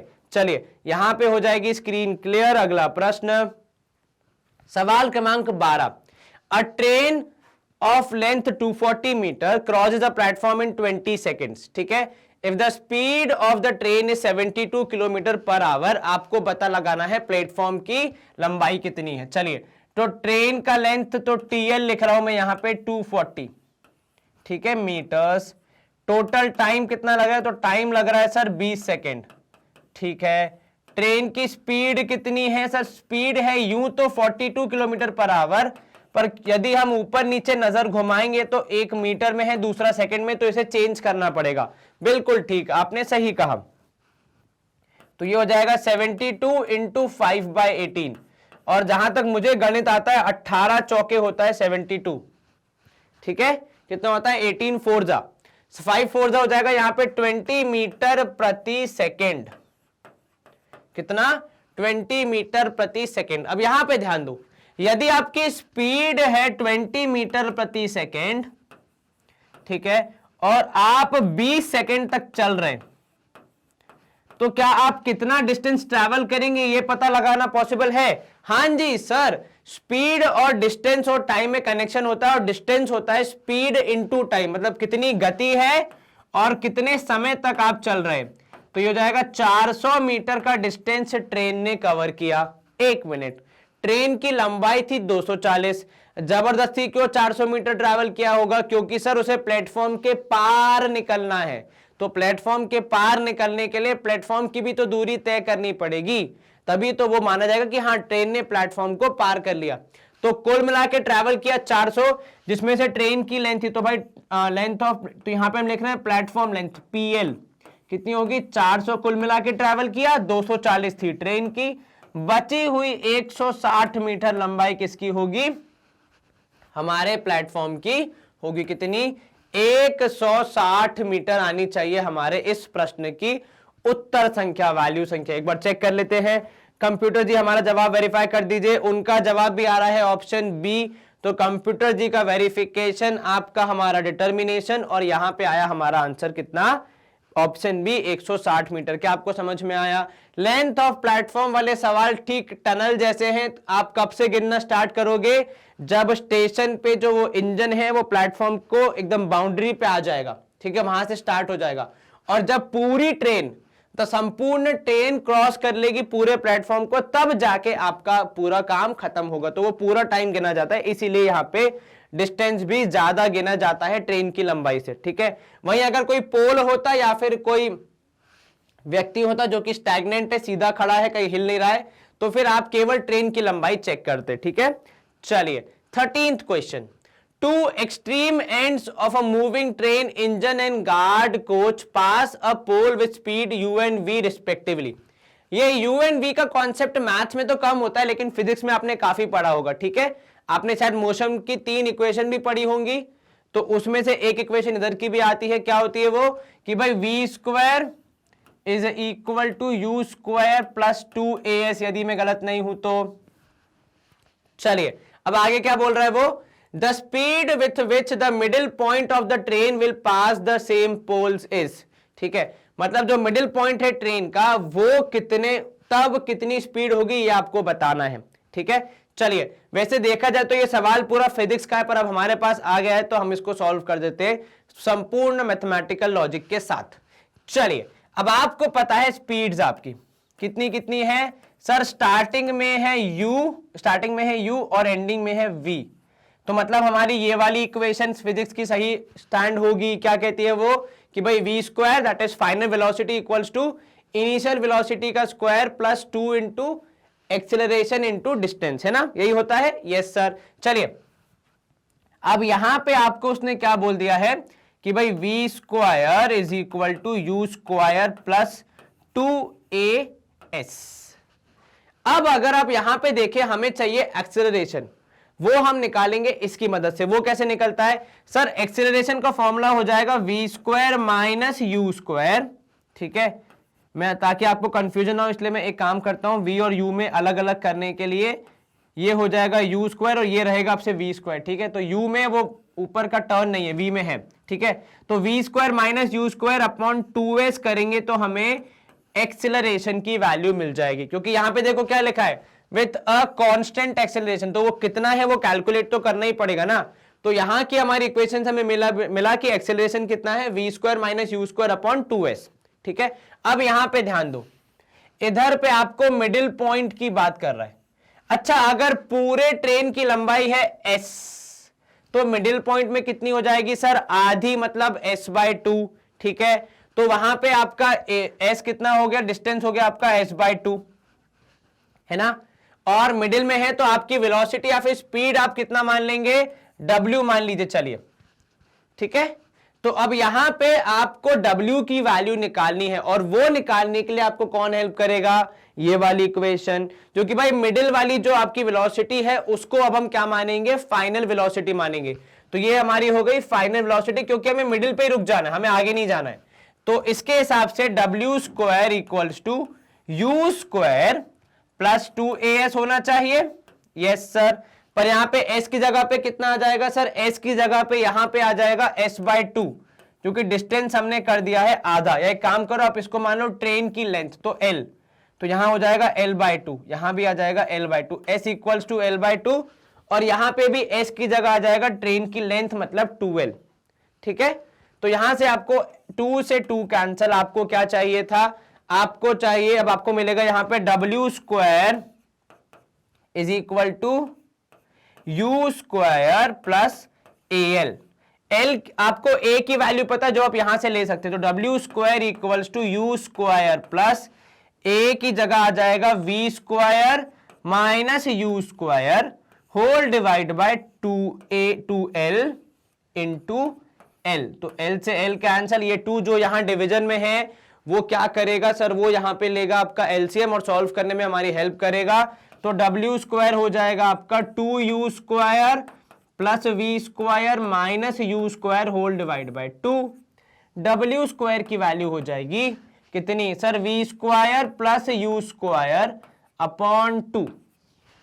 तो w की वैल्यू कितनी, अंडर रूट ऑफ, क्या होता है w की value, under root of v square plus u square upon 2। एक बार दोबारा समझते, देखिए पहले हमें दिया गया था कि एक ट्रेन की इनिशियल और फाइनल वेलोसिटी, फाइनल स्पीड कितनी है v एंड u, वो कहां से आया भाई, सवाल में दिया था कि इंजन और जो हमारा गार्ड कोच है उनकी आपको यू दे दी, क्या दे दी, स्पीड दे दी। दोनों अलग अलग हो सकते हैं क्योंकि भाई इंजन थोड़ा तेज चलेगा बिकॉज वो प्रोड्यूस कर रहा है एनर्जी, और डब्बा जो है वो आखिर में है, लास्ट में है, तो उसके बाद थोड़ी कम होकर आएगी ना एनर्जी, और हवा हवा चल रही है तो स्पीड थोड़ी कम हो जाएगी, ठीक है, खासकर बोगी लास्ट वाले डब्बे की। चलिए तो ये हो गया यू एंड वी। अब यहां पे आपसे क्या बोल रहा है कि भाई साहब आपको बताना है कि मिड ऑफ द ट्रेन में, मिडिल पॉइंट में कितनी होगी, तो वो आप कैसे पता लगाएंगे। तो हमने पहले ये देखा कि अगर आपका एक्सेलरेशन कांस्टेंट है तो उसकी वैल्यू कितनी होगी। तो हमारी गिवन जानकारी के सामने हमने पहले निकाला कि एक्सेलरेशन की कांस्टेंट वैल्यू कितनी आएगी। हालांकि हमें ट्रेन की लेंथ और वी और यू नहीं पता, पर फिर भी जो भी हमारे पास अवेलेबल था उसकी मदद से हमने एक्सेलरेशन की वैल्यू निकाली। फिर हम आए हमारे केस की तरफ। हमारे केस में क्या था, ट्रेन की लेंथ वैसे तो पूरी थी, लेकिन यहां पे क्योंकि मिडिल पॉइंट में आ रहे हैं हम, तो l/2 हो गई, ठीक है। उसके बाद जो यहां पे ट्रेन का मिड पॉइंट था उसको हमने मान लिया क्या, हमारा फाइनल वेलोसिटी, क्योंकि हमें वहीं पे पता करना है उस पर्टिकुलर पॉइंट पे, तो वो हमारा फाइनल हो गया। तो w स्क्वायर हमने यहां पे लिखा। इनिशियल तो सेम ही रहेगा बिकॉज इंजन से स्टार्ट होगी गाड़ी, तो u स्क्वायर प्लस 2as का यूज करके हमने इसको सॉल्व किया, और ये जो हमारा मिड पॉइंट की वेलोसिटी थी वो यहां पे आ गई, मिड पॉइंट की जो स्पीड थी वो यहां पे आ गई, कितनी, under root of u square plus v square upon 2। तो ऑप्शन डी। क्या आपको ये समझ में आया? काफी ज्यादा फिजिक्स, थोड़ा सा गणित, लेकिन काफी ज्यादा फिजिक्स यहां पे। तो अगर आप फिजिक्स अच्छे से पढ़ेंगे तो आपको ये सवाल करने में कोई दिक्कत नहीं आएगी। ऑप्शन डी हमारा सही होना चाहिए। यहां पे एप्लीकेशन किया हमने ये वाली फिजिक्स इक्वेशन का, लॉज ऑफ इक्वेशन, जो लॉज ऑफ मोशन जो है हमारे, उसमें से एक का हमने उपयोग किया। आपको बाकी भी पता होने चाहिए, नहीं पता है तो प्लीज रिवाइज कर लीजिए बिकॉज मैथ्स में भी फिजिक्स के सवाल आ सकते हैं। चलिए सवाल क्रमांक 14। The mean marks of boys and girls in an examination are 60 and 65 respectively। ठीक है, तो बॉयज के मीन मार्क्स कितने हैं सर? बॉयज के लिए x बार मतलब मीन मार्क्स कितने हैं? 60 है। नंबर ऑफ बॉयज कितना है? x कितना है पता नहीं, तो हम एक काम करते हैं, यहां पे लिख देते हैं नंबर ऑफ बॉयज को x, नंबर ऑफ बॉयज को आपने लिख दिया x। अब यहां पे गर्ल्स के लिए कितने हैं मीन मार्क्स? गर्ल्स के लिए है 65, ठीक है, तो y पे हमने लिखा y बार, तो ये हो जाएगा कितना, 65। और नंबर ऑफ गर्ल्स कितने? तो नंबर ऑफ गर्ल्स आप लिख सकते हैं y, नंबर ऑफ गर्ल्स कितने? y। चलिए अब आपको दिया कि पूरे क्लास के एवरेज कितने, पूरे क्लास का एवरेज कितना है? तो भाई क्लास का एवरेज या क्लास का मीन है, क्लास एवरेज है आपका कितना, 62। अच्छा क्लास एवरेज निकाला कैसे होगा सर? बॉयज के कितने मार्क्स है उन सबको ऐड किया, गर्ल्स के कितने मार्क्स है उन सबको ऐड किया, उसके बाद डिवाइड करके टोटल स्टूडेंट्स कितने थे उनको डिवाइड, उससे डिवाइड करके फिर फाइनल आंसर निकाला होगा। अच्छा देखो बॉयज के मीन थे 60, नंबर ऑफ बॉयज कितने? x, तो यहां पे मार्क्स कितने हो जाएंगे? मार्क्स ऑफ बॉयज कितने, कैसे निकाल सकते हो सर? मार्क्स ऑफ बॉयज हम निकाल सकते हैं कि भाई जितना एवरेज है उसमें नंबर ऑफ किड्स को मल्टीप्लाई कर दो तो आपको मालूम चल जाएगा, क्योंकि एक्चुअल फॉर्मूला क्या होता है कि कितने मार्क्स है सबके ऐड कर दो, divide by number of students कर दो, तो आपको एवरेज मिल जाता है, ठीक है, यही होता है ना। तो यहां पे हमने क्या किया, उल्टा किया है, हमें मार्क्स निकालने के लिए हमने क्या किया, average into number of students कर दिया, ठीक है। चलिए ठीक उसी प्रकार इस तरफ जब आप आएंगे तो यहां पे आपको मिलेगा number of marks of girls कितना हो जाएगा सर? मार्क्स ऑफ गर्ल्स हो जाएगा 65 y। चलिए अब आप कैसे निकालेंगे क्लास का एवरेज? तो क्लास का एवरेज होगा 62 इज इक्वल्स टू बॉयज के मार्क्स तो 60x प्लस गर्ल्स के मार्क्स होल डिवाइड बाय दोनों की संख्या। अब आप क्या करेंगे, क्रॉस मल्टीप्लाई करेंगे।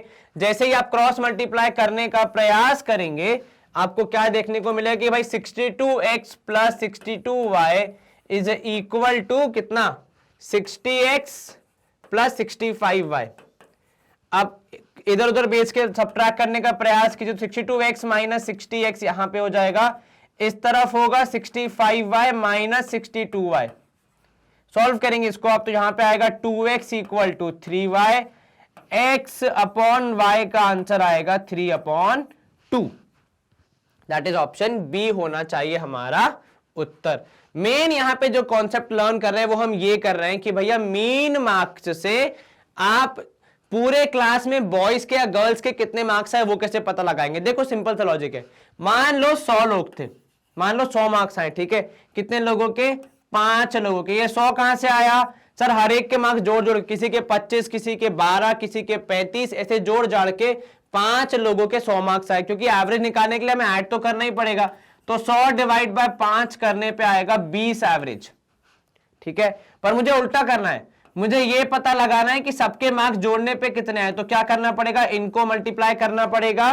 वही हमने किया कि मीन और नंबर ऑफ स्टूडेंट्स को जब आप मल्टीप्लाई करेंगे तो आपको यह मालूम चल जाएगा कि सारे विद्यार्थियों के जोड़ जाड़ के कितने नंबर आ रहे हैं। तो यहां पे बॉयज का जोड़ के मिल गया, वहां गर्ल्स का मिल गया। आपने अब उन दोनों को जोड़ा क्योंकि दोनों मिला के पूरी क्लास बनाएंगे। उसके बाद नीचे डिनोमिनेटर में आया क्या, दोनों की संख्या अलग अलग, मतलब बॉयज की संख्या अलग, गर्ल्स की अलग।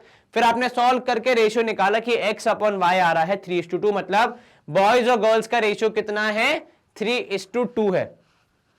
और ये बात आप ऐसे भी समझ सकते हैं, देखिए बॉयज के मार्क्स थे 60, गर्ल्स के थे 65, और जो आपका एवरेज है वो किसकी तरफ ज्यादा है, किसके नजदीक है, तो सर बॉयज के एवरेज के 2 ही दूर है, गर्ल्स के एवरेज के 3 दूर है।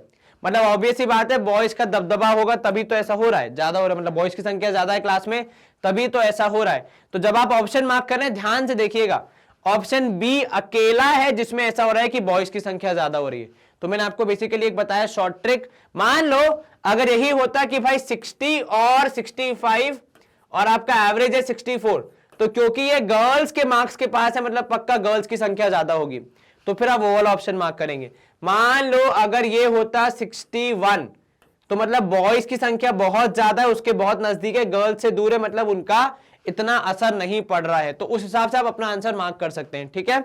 चलिए अगर सर बीच में आता तो मान लो 62.5 आता तो क्योंकि बीच में तो लगभग बराबर होगा, मतलब 1:1 का रेशियो आना चाहिए। लेकिन ये शॉर्ट ट्रिक है, हर बार एप्लीकेबल नहीं होगी। यदि समय नहीं है और आपको तुक्का ही मारना है, आपको गैस ही करना है, तो इस तरीके से कुछ दिमाग लगा के गैस कीजिएगा। पर यदि आपके पास समय है तो मेरा आपसे हाथ जोड़ के विनम्र निवेदन है, कृपया करके सवाल को सॉल्व करें, उसका आंसर निकालें ताकि आप कॉन्फिडेंटली अपना आंसर मार्क कर पाएं, ठीक है। इस तरह गैस करने से हमेशा सेकंड डाउट ही आते मन में, वो आपका अक्सर समय बर्बाद कर देते। यदि समय है तो सॉल्व करो, नहीं है और गैस करना है तो थोड़ा सोच समझ के गैस करो, कोई भी रैंडम वैल्यू गैस मत कर देना, ठीक है। चलिए यहां पे सवाल क्रमांक 14 हमने कर दिया है खत्म। कंप्यूटर जी से भी पूछ लेते हैं, उनका जवाब भी देखो आ रहा है, ऑप्शन बी, हमारा भी आया ऑप्शन बी। तो हमने यहां पे सवाल सही तरीके से सॉल्व किया है। चलिए सवाल क्रमांक 15, मार्क्ड प्राइस ऑफ अ साड़ी 600 रुपए एंड इज अवेलेबल फॉर 450। बताइए मार्क प्राइस कितना है, 600 रुपए है, अवेलेबल फॉर 450 का मतलब क्या, सेलिंग प्राइस कितना है 450, तो डिस्काउंट कितना मिला है सर, दोनों को माइनस करके देख लीजिए 150। डिस्काउंट का परसेंटेज आपको निकालना है जैसा कि सवाल पूछ रहा है, तो 150 डिवाइड बाय 600, क्योंकि इसी के ऊपर डिस्काउंट मिलेगा। आप जाएंगे साड़ी पसंद करेंगे, उसके बाद फिर आप क्या करेंगे, दुकानदार को बोलेंगे तो बोलेगा 600 की है, आप बोलेंगे कुछ कम करो, वो उठाएगा कैलकुलेटर, लिखेगा 600, माइनस कर देगा 20, 25, 30%, जो भी उसे करना होगा, ठीक है। तो हमेशा किस पे कैलकुलेट होता है डिस्काउंट, आपकी मार्क्ड प्राइस पे। यहां पे हो जाएगा इनटू 100, शून्य से शून्य कैंसिल, 6 एकम कितना हो जाएगा ये सर, ये हो जाएगा 6 2 12, 6 5 30, 25% का डिस्काउंट दिया गया है। बहुत ही बढ़िया, हमारी माता जी अगर सुन लेंगी तो बहुत खुश हो जाएंगे, बिकॉज 25% डिस्काउंट उनके लिए बहुत होता है। आया भी हमारे राज्य में है भाई, जहां की भी दुकान है कृपया एड्रेस दे दें, हम सब पहुंच जाएंगे शॉपिंग करने। चलिए ऑप्शन एक बार चेक कर लेते हैं, ऑप्शन ए हमारा भी सही, कंप्यूटर जी का भी सही, आपका भी सही आया होगा। आसान था ये सवाल, स्क्रीन करेंगे क्लियर और मूव करेंगे सवाल क्रमांक 17 की तरफ। अब क्या बोल रहा है आपसे, difference between discount of 40% on ₹1000, कितना है आपका अमाउंट सर, 1000 रुपए है। बताओ उसका 40% कितना होगा सर, 40% हो जाएगा उसका 400 रुपए, है कि नहीं। 10% 100 रुपए, 40% 400 रुपए। अब आपसे क्या बोल रहा है, यदि आप उसकी जगह दो सक्सेसिव डिस्काउंट दे रहे हैं 30% और 10% के, अर्थात पहले आप 100 में 1000 में से 30% हटाएंगे, तो कितना हटाया आपने, 300 रुपए हटाया। फिर आपने जो बचा उसमें से 10% डिस्काउंट दिया, तो 70 रुपए और डिस्काउंट हो गया, ये हो गया 600, कितना सर, ये हो जाएगा 630, और यहां पे आप 600 रुपए दे रहे हैं, ठीक है। तो कितना डिफरेंस है सर, वहां पे 30 रुपए एक्स्ट्रा पे करना पड़ रहा है, यहां पे 30 रुपए कम पे करना पड़ रहा है, तो 30 रुपए का डिफरेंस आएगा। मतलब यहां से आपको क्या सीखने को मिल रहा है कि यदि कभी किसी दुकान पे जा रहे हैं आप, और अगर वो डिस्काउंट 2 बार में दे रहा है, उसको बोलो नहीं, एक ही बार में दो और पूरा का पूरा दो, ये 2 बार में दोगे तो हमें कम डिस्काउंट मिलेगा, ठीक है। तो वो अगर ये कर रहा है आपकी माताजी के साथ, आपको बोल रहा है कि लीजिए पहले 30%, फिर थोड़ा सा और गुंजाइश है इसलिए 10%, नहीं, पहले ही वाले अमाउंट पे सीधा सीधा कितना दे दो, 40%। क्या आपको ये समझ में आया? तो आप कैलकुलेट करके देख सकते हैं किसमें ज्यादा डिस्काउंट हो रहा है, किसमें ज्यादा फायदा हो रहा है। तो भाई पूरे वाले में, सक्सेसिव में इतना फायदा नहीं हो रहा है, बल्कि दुकानदार यहां पे आपसे 30 रुपए ज्यादा ले रहा है। चलिए, कंप्यूटर जी से आग्रह है कृपया हमारा जवाब वेरीफाई कर दे। कंप्यूटर जी ने वो काम बड़ी आसानी से कर दिया, तो हम करेंगे यहां पे स्क्रीन को क्लियर। हमारा ऑप्शन सी हो गया यहां पे सही। अब ऑप्शन सी के बाद अगला सवाल देख लेते हैं, सवाल क्रमांक 17। A bus takes 5 hours more than a train to cover the distance of 900 kilometre from Wardha to Pune. Wardha से पुणे जाने के 2 रास्ते हैं, कौन सा? एक ट्रेन का और दूसरा एक बस का, ठीक है। अब दोनों में अगर रास्ते अलग अलग है तो स्पीड अलग अलग होगी, समय अलग लगेगा, और वही हो रहा है कि भाई बस से जाने में आपको 5 घंटे ज्यादा लग रहे हैं, ठीक है। यदि ट्रेन की स्पीड आपको बता दी है 15 किलोमीटर प्रति आवर, ज्यादा है किसकी स्पीड से, बस की स्पीड से, आपको बस की स्पीड बतानी है। तो देखो काफी कैलकुलेशन है, और हर एक चीज किसके रेफरेंस में बताइए, ट्रेन के रेफरेंस में बताइए। तो आपको दोनों को कंपेयर करना पड़ेगा, बस को भी और ट्रेन को भी, उसके बाद आपकी इस समस्या का समाधान निकलेगा। चलिए देखते हैं कैसे सॉल्व करेंगे इसको। अब डिस्टेंस है यहां पे हमारा दोनों ही केस में फिक्स, कितना, 900 किलोमीटर डिस्टेंस फिक्स है, ठीक है। अब एक तरफ हम बस को ध्यान में रखते हैं, दूसरी तरफ हम ध्यान रखेंगे ट्रेन को। चलिए, बस की अगर हम बात करें तो हमें बस की स्पीड नहीं पता, वो हमें ज्ञात करनी है, तो हमने लिख दिया x, ठीक है। बस का अगर हम टाइम देखें तो टाइम कितना हो जाएगा सर, यूं तो टाइम हो जाएगा 900 डिवाइड बाय x, पर यदि हम ट्रेन के रेफरेंस में देखें तो ट्रेन का टाइम यदि हम y मान लेते हैं तो उससे 5 ज्यादा, क्या ज्यादा, 5 आवर्स मोर, तो 5 ज्यादा। अब यहीं पे अगर हम ट्रेन की बात करें तो भैया ट्रेन का आपका स्पीड हो जाएगा कितना सर, ट्रेन का स्पीड है 15 मोर देन दैट ऑफ बस। तो अगर बस की स्पीड है x, तो ये हो जाएगा x प्लस 15, ठीक है। और ट्रेन का टाइम कितना है सर, वो तो हमने पहले ही मान लिया है y, ठीक है। अब आपके पास 2 इक्वेशन आएंगी, कौन कौन सी सर, एक आएगी कि यहां से अगर हम देखें distance equals to speed into time, कितना, 900 के बराबर, ठीक है। और एक इक्वेशन यहां से आएगी कि भाई स्पीड इनटू टाइम करने पे डिस्टेंस आ जाता है। अब क्या हम इनको यूज करके अपने सवाल का जवाब निकाल सकते हैं, वो हमें थोड़ा सा सोचना है। यहां पे देखिए आप, यहां पे आपको मिलेगा xy plus 5x is equals to 900, और इस तरफ मिलेगा xy प्लस 15y, ठीक है। दोनों जगह यदि आप देखें, यदि मैं बीच वाले 900 को हटा दूं तो आपको बेसिकली क्या मिलेगा दोनों जगह से, कि भाई xy plus 5x is equal to xy plus 15y, है ना, यही मिलेगा। यहां से आप सॉल्व करेंगे, xy से xy कैंसिल, ये x हो जाएगा कितना, 15y अपॉन 5, क्योंकि 5 यहां मल्टीप्लीकेशन में है, साइड चेंज करेगा तो डिवीजन, तो x इक्वल टू कितना आएगा, 3y के बराबर आएगा। कितना आएगा x, 5 और 15 कैंसिल, तो x इक्वल टू 3y। इसका यूज करके हम अपने जवाब को निकाल सकते हैं, कैसे सर, यहां पे देखिए स्पीड थी आपकी x, उसमें आपने टाइम मल्टीप्लाई किया तो ये आपको टाइम कितना y प्लस 5 है, सॉरी, तो ये आपको किसके बराबर मिला, ये आपको मिला 900 के बराबर। ठीक है, चलिए एक बार चेक कर लेते हैं हम क्या कहना चाह रहे हैं। हम कहना चाह रहे हैं कि x यहां पे x इंटू वाई प्लस 5 करने पे आ रहा है 900। एक इक्वेशन ये थी हमारे पास, एक यहां पे है कि x plus 15 into y is equal to 900। आप कोई सी भी इक्वेशन लेकर जो आपके पास x इक्वल टू 3y का वो आया है, नोशन आया है, जो वैल्यू आई है वो पुट करके आप सॉल्व कर सकते हैं। आप चाहें तो यहां पे x बाय 3 लिख सकते हैं, आप चाहें तो ऊपर x की जगह पे 3y लिख सकते हैं। यदि मैं ऊपर वाली इक्वेशन के साथ डील करूं तो इक्वेशन मिलेगी 3y into y plus 5 is equal to 900। Solve करेंगे आप, आपको मिलेगी 3y स्क्वायर, या आप चाहे तो पहले 3 से 900 कैंसिल कर सकते हैं, तो यहां केवल y बचेगा। ठीक है, 3 और यहां हो जाएगा कितना 300, है ना, क्योंकि 3 3 जा होता है 9। चलिए, तो y square plus 5y minus 300 करने पे आपको मिलेगा 0। तो अब आपको ऐसी दो वैल्यू ढूंढनी है जिन्हें मल्टीप्लाई करने पे 300 आता है और जोड़ने घटाने पे 5 आता है। और ऐसी दो वैल्यूज कौन सी होंगी, तो Y square plus 20y minus 15y। 20 और 15 को मल्टीप्लाई करोगे तो 300 ही आएगा, और यहां पे आएगा माइनस 300 इज इक्वल टू 0। यहां पे आपने y कॉमन लिया तो y प्लस 20, यहां पे आपने माइनस 15 कॉमन लिया तो y प्लस 20।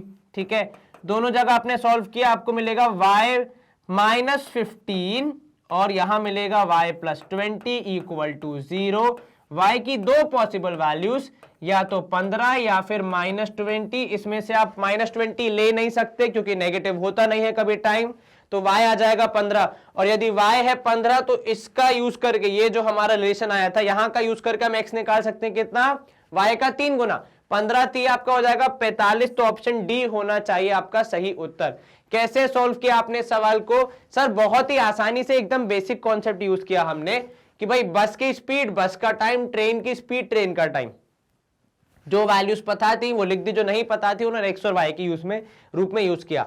फिर दोनों क्योंकि सेम ही डिस्टेंस की बात कर रहे थे तो हमने दोनों को कंपेयर किया, तो वहां से हमें एक रिलेशन मिला कि x इज y का 3 गुना। और इस रिलेशन को इन्हीं में से किसी एक इक्वेशन में डाल के हमने y की वैल्यू निकाल ली। उसके बाद हमें x मिल गया कितना, 45 किलोमीटर प्रति आवर। तो भाई बस की स्पीड कितनी है, 45 किलोमीटर प्रति आवर। ट्रेन की स्पीड कितनी होगी, 15 ज्यादा मतलब 60 किलोमीटर प्रति आवर। देखो 60 का भी ऑप्शन है, तो अगर आप जल्दबाजी में रहेंगे तो सोचेंगे अरे 15 ये आया तब 45 ये आया, 15 और जोड़ दो 60, अपना आंसर हो जाएगा। तो क्वेश्चन में ध्यान से देखना क्या पूछा है, बस की स्पीड पूछी है, ट्रेन की पूछी है, उस हिसाब से अपना आंसर मार्क करेंगे आप। ठीक है, केवल आंसर आने पे या फिर ऊपर कुछ लिखा होने पे आंसर मार्क नहीं होता है।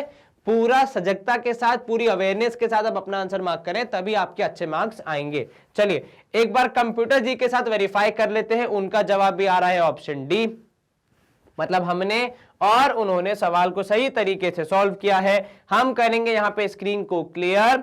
थोड़ा सा जो आपके यहाँ पे कॉन्सेप्ट लगता है मैथ्स का, वो यहाँ यूज होता है, कौन सा, इक्वेशन को सॉल्व करने का, जो आपने कक्षा 9वीं और 10वीं दोनों में बहुत सारा अच्छे से पढ़ा है। तो उम्मीद है वो आपको याद होगा, नहीं याद है तो प्लीज रिवाइज कर लीजिए, क्योंकि इक्वेशन सॉल्व करना तो आपको कभी ना कभी यूज लाइफ में काम भी आएगा। सवाल क्रमांक 18, a greedy businessman cheats both the seller and the buyer by 20%। मतलब जिसने उससे सामान लिया उसको भी 20% का, मतलब उससे भी 20% की चीटिंग की, और जिसको सामान बेचा उसको भी 20% की चीटिंग की। अब वो चीटिंग कैसे की, हो सकता है प्राइस कम बता के या फिर कुछ करके, जो भी उसने चीटिंग किया, तो भाई दोनों जगह पे उन्हें 20-20% का अतिरिक्त फायदा हो रहा है। यहां पे भी 20% चीटिंग, यहां पे भी 20% चीटिंग। कैसे हो सकता है, पैसे कम दिए होंगे, जो भी किया होगा। ठीक है, अब आपको बताना है टोटल प्रॉफिट कितना होगा, his real profit is how much. ठीक है, अब यूं देखें तो इंसान को पता है क्या लगता है कि अरे बाप रे, ये सवाल में तो क्या क्या करना पड़ेगा, बट असल में आपको कुछ ज्यादा करने की जरूरत नहीं है। आपको केवल सीधे सीधे आपका आंसर बताना है। तो सर 20% का प्रॉफिट हुआ सेलर पे, 20% का प्रॉफिट हुआ बायर पे, कुल मिला के 20 और 20 हो जाएगा 40%। तो भाई 20% यहां से कमाए, 20% वहां से कमाए, जोड़ के कितना कमाया, 40% कमाया होगा। परंतु इंसान क्या सोचता है, अरे बाप रे, गणित में इतना आसान सवाल कैसे आ सकता है, पक्का इसमें कुछ और करना होगा। तो फिर आप अपने पूरे गणित के जितने भी कॉन्सेप्ट आपको याद है सब आप लगाना शुरू करते हैं कि अच्छा 20% चीटिंग यहां से किया तो ये माइनस करो, ये कॉस्ट प्राइस, ये सेलिंग प्राइस, इतना डिस्काउंट, इतना ये, इतना वो, इतना कुछ करने की जरूरत ही नहीं है। ये सवाल सीधा सीधा है कि भाई 20% यहां से कमाए तो 20% यहां से कमाए, कुल मिला के कितने पैसे कमाए। आपका जवाब कितना होना चाहिए भाई, 20 और 20 जोड़ के 40% होना चाहिए। क्या आपको ये समझ में आया? ये सर एक बार कंप्यूटर जिसे भी हम लोग चौर हो जाते हैं, बिल्कुल 20% यहां 20% वहां जोड़ के हो गया 40%। बाकी सारी जो वैल्यूज है वो केवल आपको कंफ्यूज करने के लिए है। और इंसान क्या सोचता है कि यार इतना आसान सवाल नहीं होगा, पक्का इसमें कुछ कॉम्प्लेक्स होगा जो कि मैं मिस कर रहा हूं, परंतु ऐसा नहीं है। ये सवाल बहुत ही आसान है कि 20% आपने सेलर से कमाए, 20% बायर से कमाए, जोड़ जाके आपने कितने कमाए, 40%। तो आपका ऑप्शन डी सही होगा। यहां पे हम करेंगे स्क्रीन को क्लियर और मूव करेंगे अगले प्रश्न की ओर। सवाल क्रमांक 19, a shopkeeper blends 2 varieties of T costing 18 and 13 रुपए। दो तरह की चाय पत्ती उसके पास, एक हाई क्वालिटी एक थोड़ी मीडियम क्वालिटी है, दोनों को वो मिक्स कर रहा है, ठीक है, जिसमें रेशियो क्या है मिक्सिंग का, 7:10 है, 7:3 है सॉरी।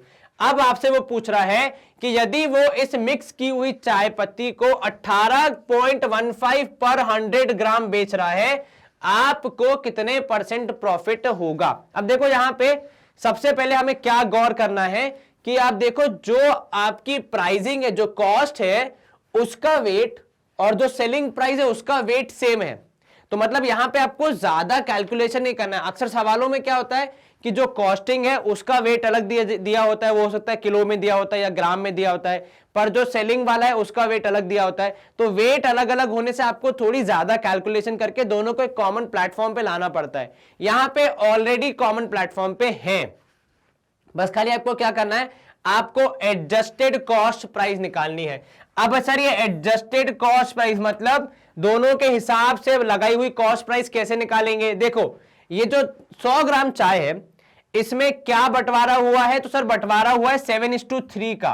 तो भाई 7 हिस्से 10 में से किसके हैं, 18 रुपए वाली के हैं। तो यहां पे आप क्या लिखोगे, 18, ठीक है, प्लस 3 हिस्से 10 में से किसके हैं, 13 रुपए वाली के। सिंपल गणित भाई, इसके 7 हिस्से हैं तो 7 के हिस्से लगाएंगे हम लोग प्राइस, इसके 3 हिस्से तो इसके 3 हिस्सों की प्राइस लगाएंगे। भाई पूरा ये जो 18 है ये किसका, ये 100 ग्राम का है, ठीक है। आप ऐसे भी समझ सकते हैं कि जब 100 ग्राम चाय पत्ती बनी होगी तो 70 ग्राम इसकी, 30 ग्राम इसकी, है कि नहीं। तो भाई जब 70 ग्राम लगी है तो प्राइस भी कितने का लगाओगे, 70 ग्राम का लगाओगे। लगा के देखो सर 70 ग्राम का प्राइस होगा 70/100, क्योंकि 18 रुपए 100 ग्राम का प्राइस है। तो हमने वो 0 हटा के सीधे सीधे रेशियो के हिसाब से लिख दिया कि भाई 7:10 का रेशियो होगा, 7/10 का होगा % शेयर। ये आपको समझ में आया। एक बार फिर से क्या बोला मैंने, देखो आपने 100 ग्राम ही चाय पत्ती मिक्स की है, 100 ग्राम ही चाय पत्ती बेच रहे हो, ठीक है। आप ये जो 100 ग्राम में मिक्सिंग है वो किस रेशियो में, 7:3 के रेशियो में, मतलब 100 ग्राम में 70 ग्राम है वो वाली और 30 ग्राम है ये वाली। ये जो प्राइस है ये पूरे 100 ग्राम का है, पर मिक्स कितनी हुई है, केवल 70 ग्राम हुई है। तो प्राइस को 70 ग्राम के हिसाब से एडजस्ट करना पड़ेगा, और वही हमने किया है कि 70/100 ग्राम थी, 0 से 0 हो गया हमारा कैंसल, तो केवल 7/10 बचा। अब मल्टीप्लाई करो कितना होगा, सर ये होगा 7 8 56, 6 यहां 5 ऊपर, 7 1 7 और कितना हो जाएगा 8 9 10 11 12 12, 7 7 7 7 5 हो जाएगा 12, तो 12.6 हो जाएगा। क्यों, क्योंकि देखो मल्टीप्लाई करने पे 126, नीचे डिवाइड बाय 10 है 12.6, यहां पे 13 3 से कितना हो जाएगा 39, तो यहां पे 3.9।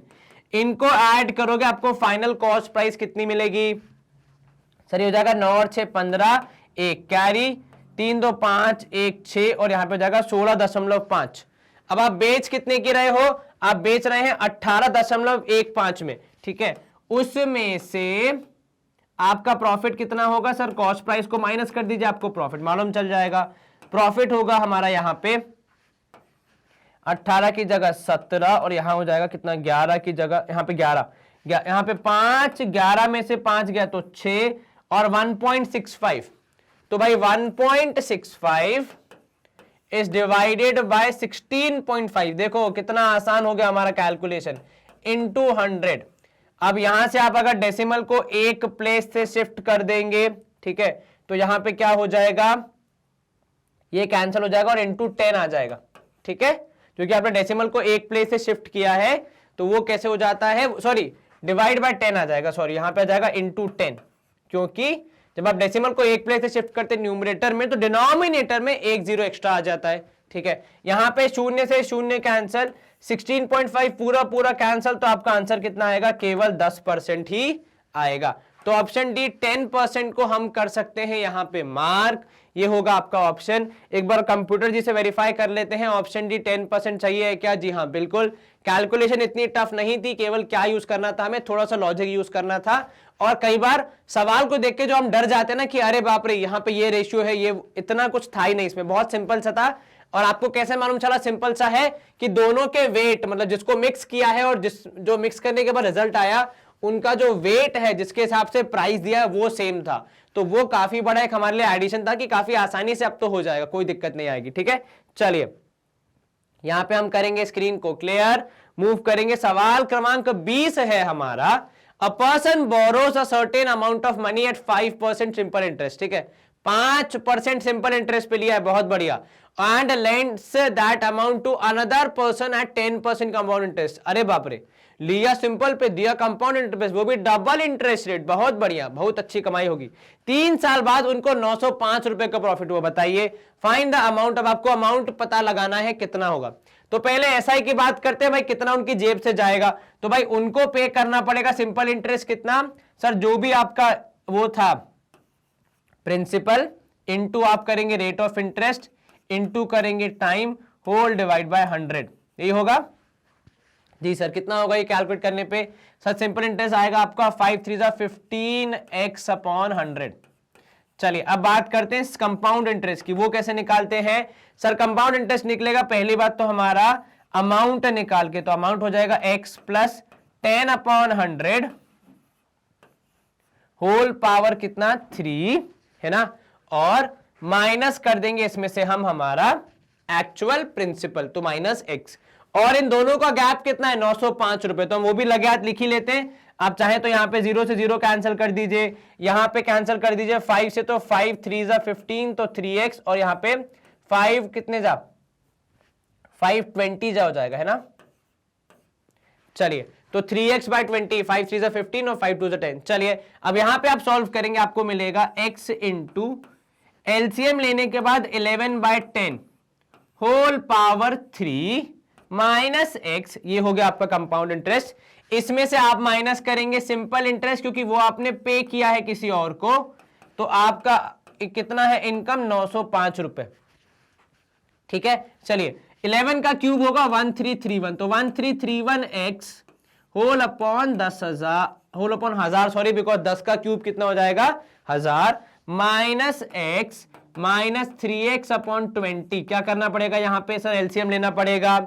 तो भाई एलसीएम लेने के लिए हमें कुछ ज्यादा करने की जरूरत नहीं है, केवल आसानी से मल्टीप्लाई करना है। देखो इसमें तो पूरा का पूरा 1000 मल्टीप्लाई होगा, इसमें 20 पहले से है, तो I think not much, but केवल 50 मल्टीप्लाई होगा, 5 2 10 और 2 zeros, हाँ हो जाएगा। चलिए 1331x माइनस आप करेंगे पूरा का पूरा 1000x, माइनस करेंगे कितना 5 3 15, तो 150x ये माइनस हो जाएगा, और नीचे डिवीजन में कितना आएगा पूरा का पूरा 1000, और यहां पे कैलकुलेशन करने के लिए हमारे पास केवल 905 है। चलिए 131 में से 1000 माइनस करेंगे 331x माइनस 150x, यहां हो जाएगा 905 इंटू 1000, ठीक है। जब आप इनको माइनस करेंगे तो भाई यहां पे आपको मिलेगा 181 sorry 181x is equal to 905 into 1000। चलिए x की वैल्यू कितनी sir 905 into 1000 whole divide by 181। अब यहां पे आपके ऑप्शन बहुत काम आ जाते हैं, देखो ध्यान से देखो, ऑप्शन में 2000 3000 5000 8000 है कि नहीं, यहां पे आपके पास 1000 पहले से ही है, मतलब बस इनको कैंसिल करना है और हमें हमारा आंसर मिल जाएगा। कैंसिल करने के लिए भी आपको सारी वैल्यूज चेक करने की जरूरत नहीं है, केवल ये ध्यान दीजिए किसको किस से मल्टीप्लाई करने पे क्या आता है, वो भी पूरा नहीं, केवल लास्ट की वैल्यू। उदाहरण के तौर पे देखो हमारे पास वैल्यूज क्या है, 2 3 5 8।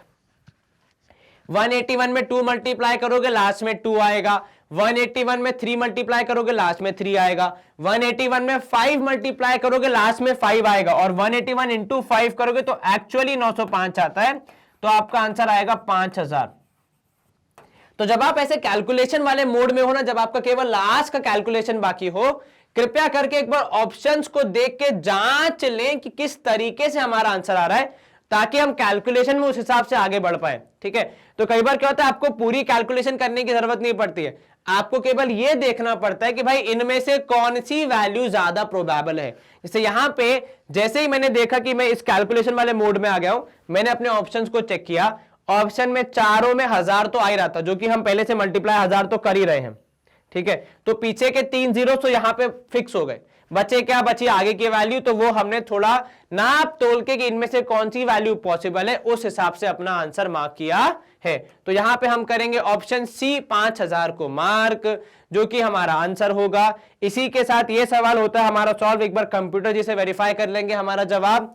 ऑप्शन सी कंप्यूटर जी के हिसाब से भी आ रहा है, तो हम यहां पे करेंगे स्क्रीन को साफ, स्वच्छ, सुंदर क्लियर, और मूव करेंगे सवाल क्रमांक 21 की तरफ।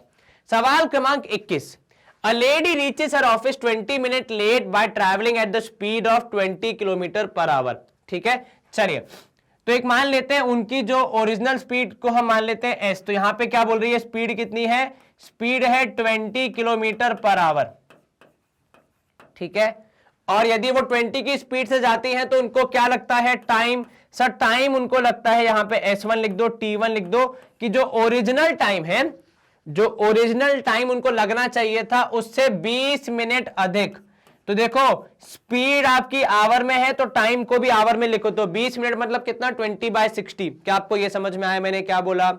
मैंने बोला कि यदि स्पीड है 20 किलोमीटर पर आवर, तो जो ये लेडी है उनको अपने ऑफिस पहुंचने में 20 मिनट लेट हो जाता है। अब देखो जो लेट और जल्दी पहुंचने की दास्तान है वो किसी पर्टिकुलर टाइम से कनेक्टेड है, मतलब मैं इस टाइम पे पहुंचना था लेकिन मैं 20 मिनट लेट पहुंचा, तो ये था उनके रेगुलर पहुंचने का टाइम, उससे वो 20 मिनट लेट पहुंची हैं। ठीक है, दूसरी कंडीशन में क्या हो रहा है, दूसरी कंडीशन में हो ये रहा है कि उनकी स्पीड उन्होंने बढ़ा दी 30 किलोमीटर प्रति आवर। मतलब अगले दिन मान लो एक दिन उन्हें डांट पड़ गई कि अरे आप तो 20 मिनट लेट आए, कोई तरीका होता है क्या?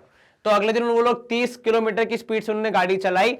ठीक है, और उनको टाइम कितना लगा, T2 लगा। आपकी बार सर जो भी टाइम लगना चाहिए था या जो भी टाइम पे उनको पहुंचना चाहिए था उससे 15 मिनट अर्ली, मतलब 15 मिनट कम लगे। जल्दी पहुंचने का मतलब क्या होता है भाई, 15 मिनट आप जल्दी पहुंच गए तो माइनस हो गया। ठीक है, अब ये भी घर से ऑफिस का डिस्टेंस बता रहा है, ये भी घर से ऑफिस का डिस्टेंस बता रहा है, तो क्या मैं बोल सकता हूं कि भाई distance equal to speed into time का यूज करते हुए 20 into t plus 1/3 is equal to 30 into t minus कितना 1/4। क्या ये सही है? क्या मैंने जो इक्वेशन लिखी वो सही है? मैंने क्या बोला कि भैया 20 इंटू टी प्लस 1/3 और 30 इंटू टी माइनस 1/4 करने पे आपका जो डिस्टेंस होगा वो घर से लेकर ऑफिस तक का ही होगा और बराबर होगा। ठीक है सर, यहां पे शून्य से शून्य कैंसिल। अब जब आप इसको मल्टीप्लाई करेंगे तो 2t प्लस 2/3 यहां आ जाएगा। ठीक है, यहां पे आपको मिलेगा 3t माइनस 3/4। अब इसको कीजिए सॉल्व, तो 2t वहां जाएगा, ये यहां पे आएगा, तो 3/4 प्लस 2/3 यहां हो जाएगा, और यहां आपको मिलेगा कितना, is equal to 3t minus 2t। चलिए इसको जब आप मल्टीप्लाई करेंगे यहाँ इंटू 3, यहाँ पे इंटू 4, क्योंकि आपको एलसीएम लेना पड़ेगा, यहाँ हो जाएगा 9 plus 4 2 8/12 is equal to t. तो ये कितना हो जाएगा, 9 और 8 कितना हो जाएगा सर 17, तो 17/12 आ जाएगा आपका टी की वैल्यू। कितनी, 17/12। लेकिन ये तो भैया टाइम किस में आया, आवर्स में आया, इसको आपको किस में चेंज करना पड़ेगा, मिनट्स में। ठीक है, तो आप इसको अगर t को मिनट में कन्वर्ट करेंगे तो मैं यहीं पे लिख दे रहा हूं t इक्वल टू 17/12 इंटू 60। 12 5 होता है 60, है ना, यही होता है भाई। ये किस में था, आवर्स में था। मिनट्स में चेंज करने के लिए आपने क्या किया, 12 5 5 2 10। हाँ जी, 17 इंटू 5 करो कितना आएगा, सर 17 इंटू यदि 5 करेंगे हम तो हमें मिलेगा 7 5 35, 5 है 3 ऊपर, 5 1 5 6 7 8, 85 मिनट्स लग रहे हैं। कब? जब आप सामान्य स्पीड से आपकी जा रहे हैं। परंतु ये सामान्य स्पीड है क्या और ये डिस्टेंस कितना है वो तो हमने अभी पता ही नहीं किया, तो हमें डिस्टेंस और स्पीड शायद यहां पे निकालना पड़ जाए सवाल को सॉल्व करने के लिए। चलिए तो बात हम करते हैं पहले डिस्टेंस की। डिस्टेंस होता है स्पीड इंटू टाइम, ठीक है। टाइम आपको कितना दिया यहाँ पे 17/12 दिया है। आप किसी भी इक्वेशन में डाल के अपना डिस्टेंस निकाल सकते हैं। कितना डिस्टेंस है यहाँ पे देखो, अगर हम इसको यूज करें d = 20 इंटू यहाँ पे कितना मिला था हमें 17/12 प्लस 20/60, ठीक है। अगर हम ऐसे मान ले इसको तो भाई डिस्टेंस इक्वल्स टू कितना होता है स्पीड इंटू टाइम। हमने 20 वाली स्पीड ले ली, ओरिजिनल टाइम ले लिया और जो एडिशनल लग रहा था वो टाइम भी जोड़ लिया ताकि हमें हमारा डिस्टेंस मालूम चल जाए। डिस्टेंस कितना होगा यहाँ पे कैलकुलेट करेंगे हम 20 इंटू, पहले इनको क्या करेंगे, पहले इनको ऐड कर देंगे ना, तभी तो हमारा आंसर आएगा टाइम, ठीक है। तो वहां ब्रैकेट है, तो जब आप ऐड करोगे यहाँ पे आ जाएगा इंटू 5, 12 5 से कितना हो जाएगा 60, तो नीचे आएगा 60, ऊपर आएगा 17 5 हमने कर लिया पहले ही कितना 85, और ये सिर्फ टाइम है, सॉरी यहाँ पे किलोमीटर पर आवर नहीं आएगा, ये सिर्फ टाइम है, तो 85 मिनट्स है यहाँ पे, है ना। चलिए तो 85 प्लस 20 होल डिवाइड बाय 60। अब यहां पे आप कैंसिल कर दीजिए, यहां पे आ जाएगा 3, डी की वैल्यू हो जाएगी 85 प्लस 20 होल डिवाइड बाय 3, मतलब कितना सर ये हो जाएगा 105 डिवाइड बाय 3, जो कि कैंसिल हो रहा है, कैंसिल हो रहा है। कितना हो जाएगा सर 3 3 9, 3 5 15, तो आपका डी कुल मिला के कितना हो गया 3 3 9, 3 5 15, तो 35 किलोमीटर आपका डिस्टेंस हो गया। तो ये पूरी मेहनत किस चीज के लिए, पहले आपने टाइम निकाला, फिर आपने डिस्टेंस निकाला, अब आप नई स्पीड के हिसाब से टाइम निकालेंगे। तो भाई आपकी नई स्पीड कितनी है, न्यू स्पीड है आपकी 25 किलोमीटर प्रति आवर। वो जो मैडम है वो कैलकुलेट करना चाह रही है कि यदि इस स्पीड पे जाऊंगी तो कितना लेट है, कितना जल्दी होगा, उस हिसाब से फिर अपनी डे की प्लानिंग करेंगे। चलिए तो यहां पे हो जाएगा स्पीड आ गया, अब टाइम निकालना है आपको, टाइम हो जाएगा 35/25, ठीक है। पर क्योंकि ये आएगा आवर में और आपके सारे जवाब थे मिनट्स में, तो इंटू 60 करना पड़ेगा। आपने क्या इंटू 60, 35 25 कैंसिल हो जाएंगे, 5 7 5 5 और यहां पे 5 1 और यहां पे कितना हो जाएगा सर, यहां पे हो जाएगा 5 5 12 करो 17 इंटू 12, 7 इंटू 12 करोगे तो 7 12 जाएगा सर 7 दूनी 14, और यहां पे 7 7 84 मिनट लगेंगे यदि 25 किलोमीटर प्रति आवर की स्पीड से जाएंगी तो, और पहले कितना लग रहा था 85 मिनट। तो क्या हो रहा है उनके लिए सर, वो 1 मिनट अर्ली स्कूल या फिर अपने ऑफिस पहुंच रही है। क्या आपने ये पूरी कहानी को समझा? काफी सारे इसमें ट्विस्ट एंड टर्न्स थे, तो हम एक बार पूरी कहानी समझ लेते हैं। तो ये जो लेडी है इन्होंने 2 सिचुएशन बताई।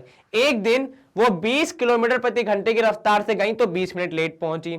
दूसरे दिन वो 30 किलोमीटर प्रति घंटे की रफ्तार से गई तो वो 15 मिनट जल्दी पहुंच गई। अब एक दिन बहुत लेट, एक दिन बहुत अर्ली, तो उन्होंने ये सारी सिचुएशन ऐसे गणित के फॉर्म में लिखी कि भाई किस दिन कितना ज्यादा कितना कम, उसको यूज करके उन्होंने पता लगाया कि भाई उन्हें कितना टाइम असल में लगना चाहिए था, ठीक है। तो असल में उन्हें 85 मिनट लगने चाहिए थे, है ना। अब 85 मिनट के हिसाब से हमने निकाला कि कितना डिस्टेंस ट्रैवल करना है, ठीक है। डिस्टेंस हमें पता लगा भाई 35 किलोमीटर की दूरी उन्हें तय करनी है। तो अब आपको सोचना है, तो उन्होंने अब सोचा कि अब मैं किस स्पीड पे जाऊं, वो मुझे कौन बताएगा। तो उन्होंने सोचा कि चलो 25 किलोमीटर प्रति आवर की स्पीड पे चेक करते हैं क्या हो रहा है। तो जब वो 25 की स्पीड पे जा रही हैं तो वो ऑफिस कितने में बोल रही है 84 मिनट में पहुंच रही है। पहुंचना कितने में था उनको, 85 मिनट का उनके पास था लेवरेज कि 85 मिनट तक आप आराम से आ सकते हैं, पर वो 84 में ही पहुंच गई, तो मतलब 1 मिनट जल्दी वो पहुंच रही हैं। तो ये उनके लिए एक हमारे पास लेसन हो गया कि अब वो अपने हिसाब से प्लान कर सकती है उन्हें कितनी स्पीड पे गाड़ी चलानी है। एक बार हम कंप्यूटर जी से आग्रह करेंगे हमारा जवाब वेरीफाई कर दें। कंप्यूटर जी का जवाब भी आ रहा है ऑप्शन ए कि मतलब वो 1 मिनट जल्दी ही पहुंच रही है, किस स्पीड पे 25 की स्पीड पे, ठीक है। तो ना 20 पे ना 30 पे, बीच में मतलब 25 की स्पीड पे वो सही टाइम के आसपास पहुंच रही है। चलिए इसी के साथ हम करेंगे यहां पे स्क्रीन को क्लियर और मूव करेंगे हमारे अगले पड़ाव की तरफ, जो कि है आपके लिए बहुत इंपॉर्टेंट इंफॉर्मेशन, वो ये कि मैग्नेट ब्रेन्स की वेबसाइट अब फुल्ली फंक्शनल है, जहां पे आप अलग अलग क्लासेस का कंटेंट इजीली एक्सप्लोर कर सकते हैं। आपको करना क्या है, आपको जो भी क्लास पढ़नी है उसके टैब पे क्लिक कीजिए। उस टैब के अंदर हमारे जो भी उस सब्जेक्ट के अंदर, उस एग्जाम के अंदर हमने जो भी सेशंस बनाए हैं अलग अलग सब्जेक्ट वाइज, वो सब आपको एक ही जगह पे मिल जाते हैं। आपको जो भी सब्जेक्ट पढ़ना है, जो भी वीडियो देखना है, उस पर्टिकुलर वीडियो पे, उस पर्टिकुलर सब्जेक्ट पे क्लिक कीजिए।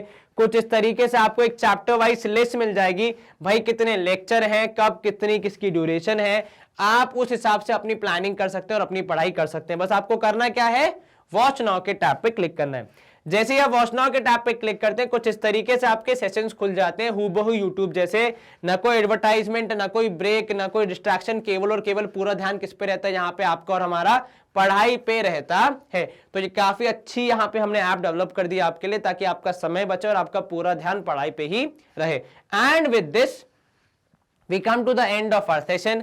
इस सेशन में हमने क्या किया बेसिकली, तो हमने यहाँ पे एनटीएससी की जो परीक्षा है हमारी, उसका जो सैट है स्टेज 1 की हम जो तैयारी कर रहे हैं, उसमें गणित का पार्ट हम कर रहे थे, जिसमें हम कर रहे थे previous year question solve of the topic basic operations और अर्थमेटिक्स, जिसने काफी किताबों में कमर्शियल मैथमेटिक्स भी कहा जाता है। आपको क्या करना है, आपको इन सारे क्वेश्चंस को एक बार दोबारा प्रैक्टिस करना है, डीपीक्यू शीट सॉल्व करनी है और अपना ख्याल रखना और अच्छे से पढ़ाई करनी है। एक छोटी सी रिक्वेस्ट और, प्लीज वीडियो को लाइक, चैनल को सब्सक्राइब एंड यस वीडियो को शेयर जरूर करें, बिकॉज ज्ञान, जी हाँ बिल्कुल, बांटोगे तो बढ़ेगा। बाकी तो अपना ख्याल रखें, stay home, stay safe, take care, see you soon.